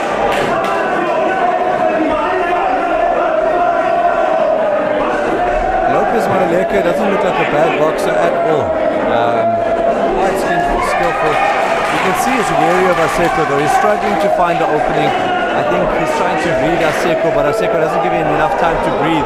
He's got Aseko against the ropes now, but that'll very quickly change with Aseko taking the center of the ring. In fact, walks Maluleke down, and then, as I said, Maluleke is back on the ropes. Lotrele is winning well enough. The thing now is to maintain your concentration, not to let your concentration lapse. That's the number one. And number two is how can he maybe get Maluleke out of here, Sali? So from previous experience watching Aseko, I mean, he's going to maintain this. He's not going to deviate too much from this. He maintains the discipline very well, with something I like to encourage boxers.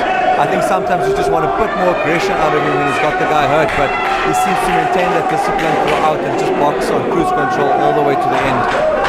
To get Maluleke out, he's going to have to look to time that right hand with the left hand with his right. He's going to have to work the body a little earlier, and I think he's going to have to show a little bit more aggression. Let's see if he can change the gears.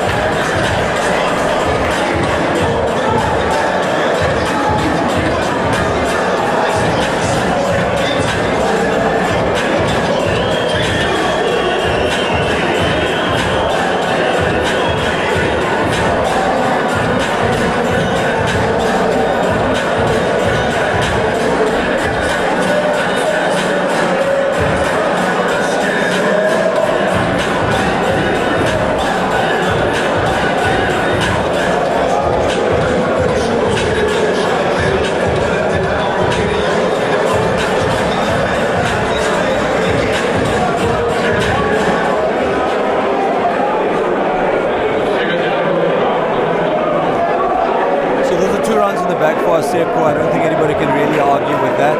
We're heading to the third round of 8. There we go, round number 3.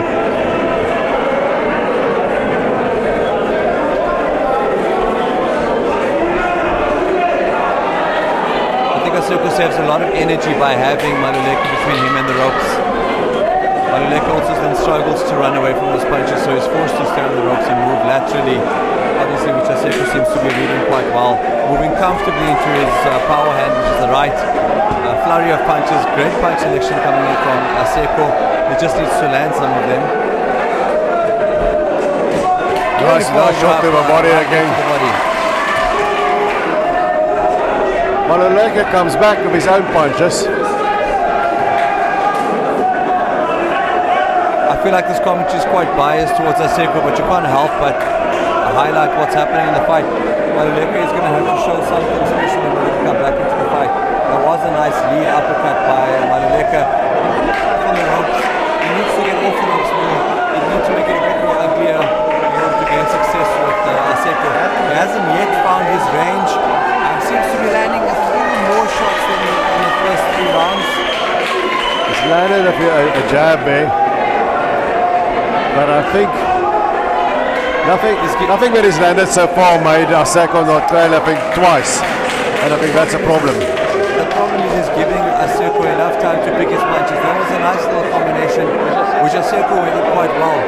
But the problem with him is he's giving Aseko a lot of time to formulate some combinations.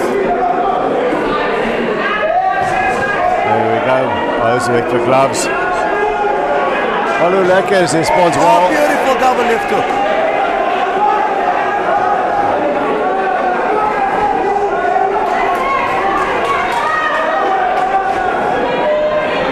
Aseko currently writing his own how-to boxing manual.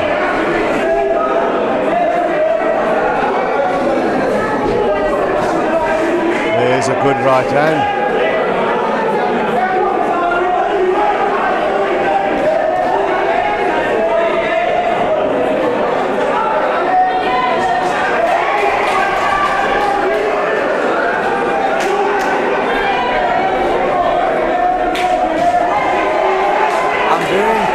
Aseko's reading all the punches as well as his distance control. He understands the range very well.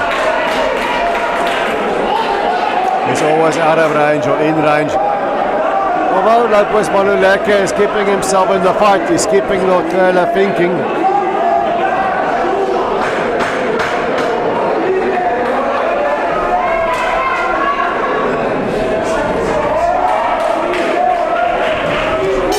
Good exchange. Good right there at the end of a bell from Maluleke, but not enough to shade the round.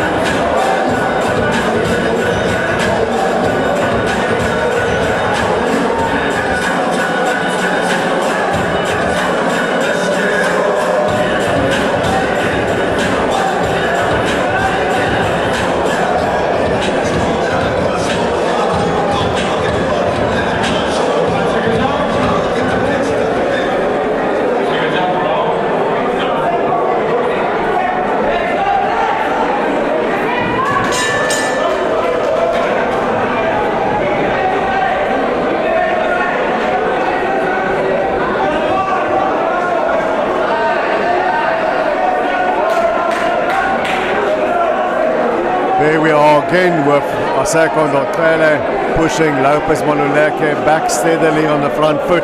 Here he is in the corner again. Essentially what's happening is it's a, what do they call it when you're in the shower, lather, rinse, repeat. Yes.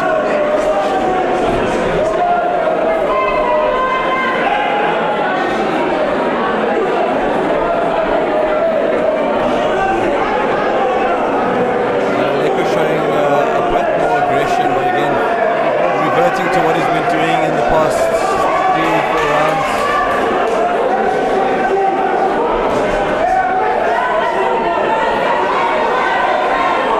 bit more urgency there on Maluleke.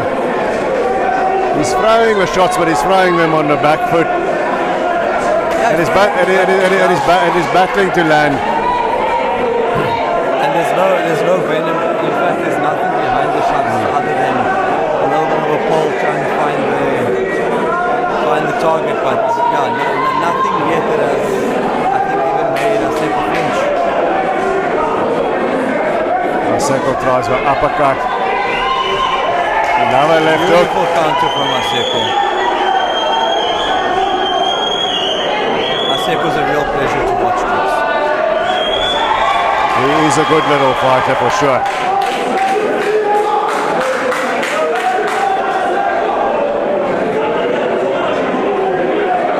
Something there with eye. I missed that, but was that a headbutt? I think it could potentially have been an accidental headbutt. We're working here without the benefit of action replay, which is a little difficult. There's a nice uppercut from Maluleke, but it's kind of shoe shine punches on the gloves and the arms.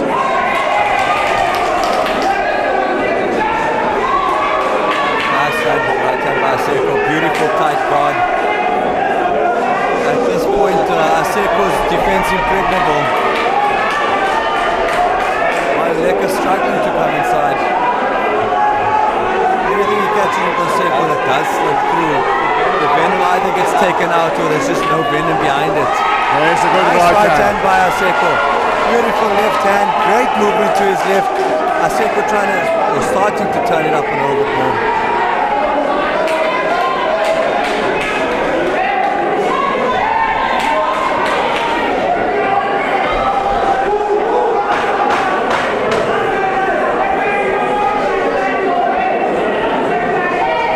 Aseko manipulating the range of his feints.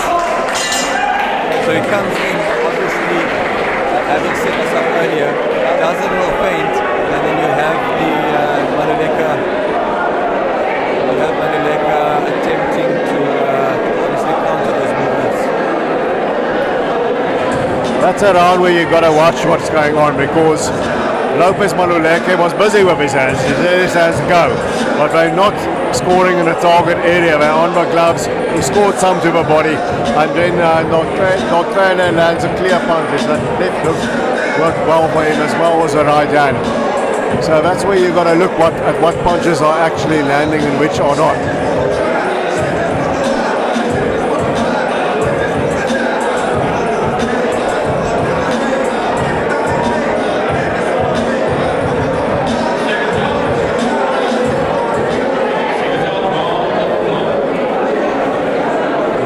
To round number 5.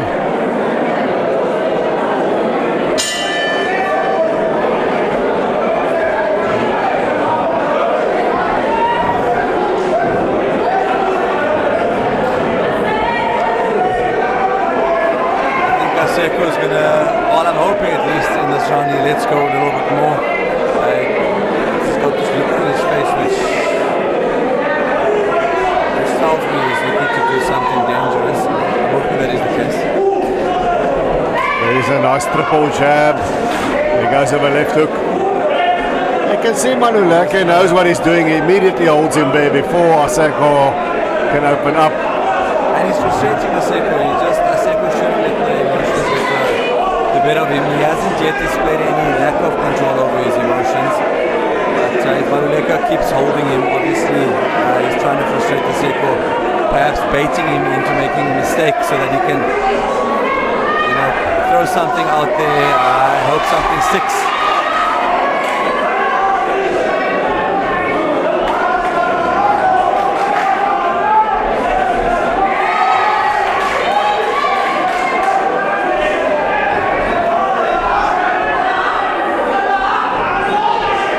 Well, what I like there about Aseko Notrele, he's being held, but he's got a hand free and he's working with a free hand.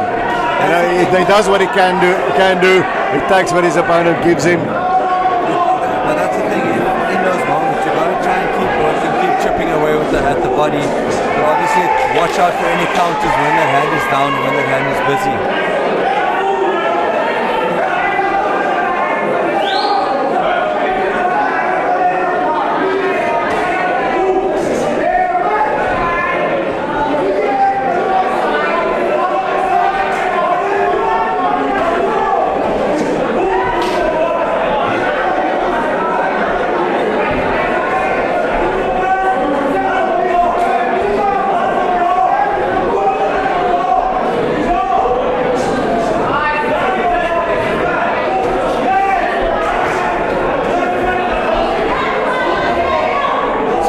one of two things.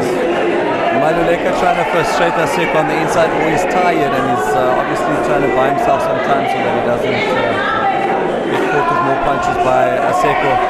But at this point, Aseko's well on. Oh, there goes a mouthpiece. Catches him with a very clean right hand on the chin. I would have waited for there to be a bit of a lull. Back in goes a mouthpiece. And here we go again. Aseko, great head movement. Double jab. That could have been a knockdown. But anyway, it was a roll the slip. There we go, Aseko showing a bit more aggression, and this is the kind of boxing you want to see from Aseko. It looks very exciting, finished the round strong, and as with rounds 4, 3, 2 and 1, 5 goes to Aseko as well. I agree. Now he's opening up. Now we're going to see if Aseko Nokrele can get his opponent out of it. Does he change the trajectory of this fight compared to his other fights, or does he remain on cruise control and ensure that he is going to put Maluleka away?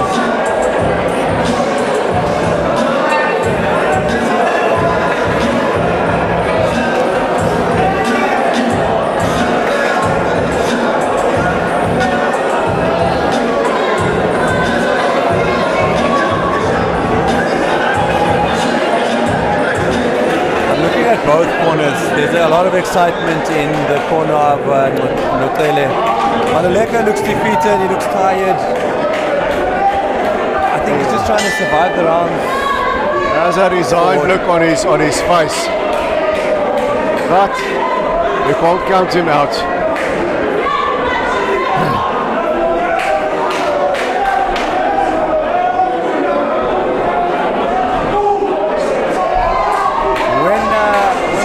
Throw those punches, there's just not enough power behind them. He's struggling to land anything significant. Be that with power when it does land, or the lack thereof rather, or his punch selection is either hitting the guard of Notele or slightly missing the target. He's a hard guy to hit, Nokrele. He stands at an awkward height, he sort of crouches down. As you've noted, Sali, he controls the range very, very well. He knows when he's out of range, he knows when he can punch like there, and immediately he's covered up.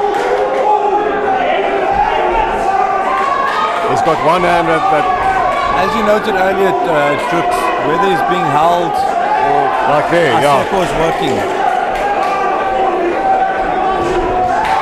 Beautiful left hook to the body. You want to keep targeting that left hook now. Hopefully over the next 2 or 3 rounds into the final round, that is, it'll start to pay dividends.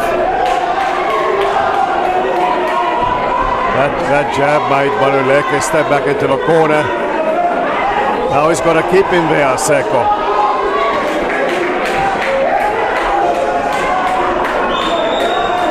The bum shield of Maluleka has come out again. Just showing one of two things. Obviously, if the bum shield is out, it's a bit loose, but Aseko's also hitting those punches very nicely in that it's getting him to open his mouth and breathe out in that gum shield gets dislodged. Can't do that too many times, because if you use that to buy time, you're going to cop a warning. Not saying that's what he's doing. Yeah, I've been watching it, and it doesn't look deliberate. I think on both occasions Aseko caught him with beautiful right hands to the chin. Maluleka shows little spurts of still being in this fight. Oh, good uppercut there.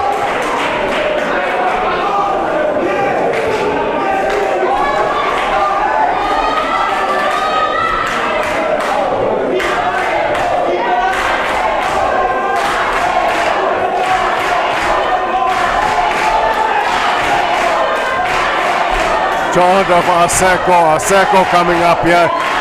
One thing about the fighters we saw tonight, they bring their fan clubs, eh? Wasim Chelon's got his family here. Jason Paul's got a fan club here. Aseko Nokrele, he's got his fans here. Some local fighters here developing some followings in what the British would call small hall boxing. It makes for a good fight. It creates obviously a good atmosphere, and it spurs the guys on. Like in football, you'll say the fans are the 12th man. I think that rings very much the same for boxing. We've just seen a point deduction now from Maluleke. Yes, Roy Marshall deducted the point there for spitting out the gum shield. As you see, the Black Italian with his... I'd be very interested to know where he gets the name, the Black Italian. Black Italian. That would be interesting. I don't know, I'm not sure if it can be for cars at this stage of his career. Ferrari is a bit out of range. Maybe it's his fashion sense. Perhaps. I just seen some time ago that he's officially named himself the Black Italian as his alias. But as I was saying, obviously with the fans being here, I think it counts heavily in your favor, especially if you're not doing too well. You've got that morale from the fans. That obviously spurs you on.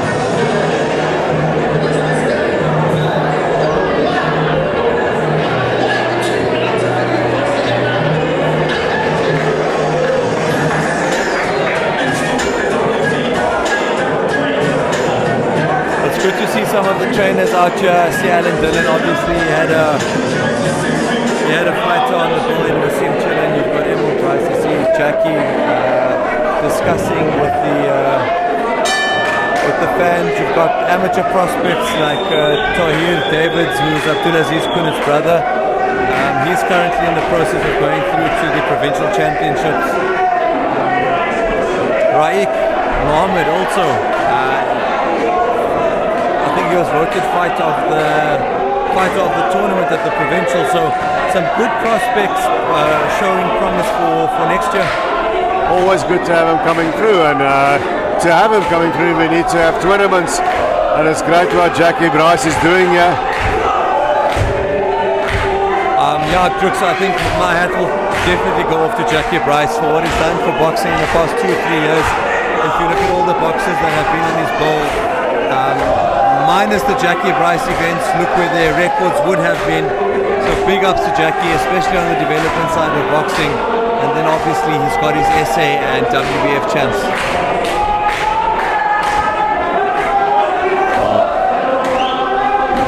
Notvele is fighting with more urgency. He's trying to go for it now.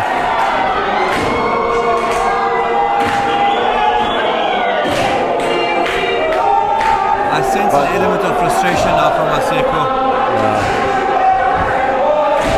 Lopez Maluleke doesn't look like he's going anywhere. He keeps himself in a fight. He keeps fighting back. That's a good uppercut there by Notvele. But you know, it's good to have these fights coming up for a guy like Aseko Notvele. You learn something from here. And if you just blast the guy out in the first round, it's good for the crowd maybe, but you don't learn much. And these are the kind of the rounds that he needs to get.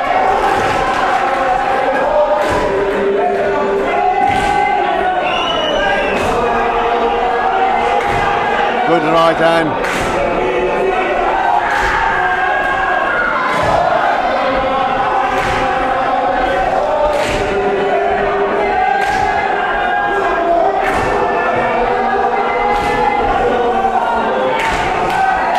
Good right hand, that one hurt.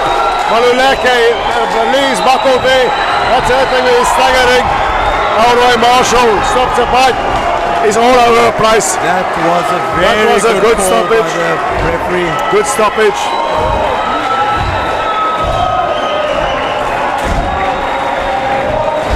Unbelievable vision by Marlon.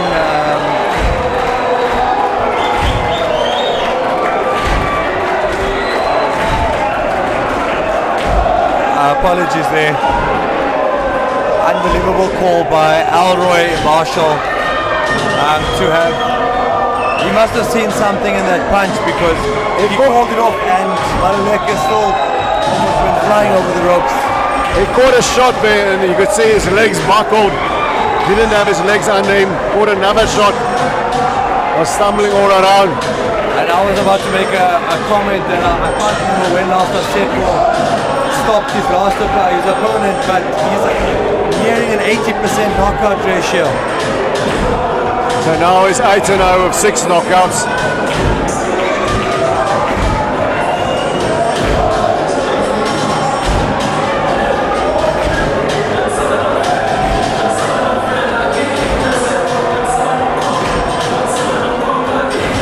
Got Jason Paul enjoying his view from the stands, now leaving. That was a good night of boxing, Brooks. Very good night of boxing, some competitive fights. We've seen some good stoppages, we've seen a big upset as well. And the main event, Aseko Notwele, delivered, you know. He put on a boxing clinic, he had a very willing and capable opponent, and then when he got the shot, he finished his opponent.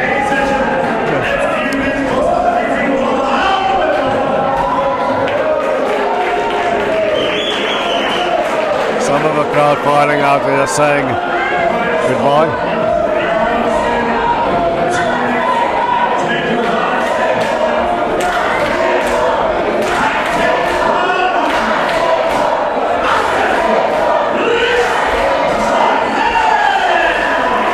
Had that fight gone the distance, the result would have been absolutely the same. Well, that was it for tonight. We've seen the main event now. Aseko Notwele winning by TKO in round 7 over Lopez Maluleke. Wasim Chelon is back. Raf and Tambo second round TKO over Sipenati Compi. Asabella Peter didn't go well for him. He got upset. Stopped in the first round by Tsepo Mukele. Then we had Calvin Madondo. A wild action-packed affair. Stopping Sipesane Lutuli in 4 rounds. Lukong Majali scoring a TKO4 over Nikico and also very competitive, and all the way to Makatala making a debut, winning a split decision over Magula. That's it for me and Sali Dolly. See you guys next time.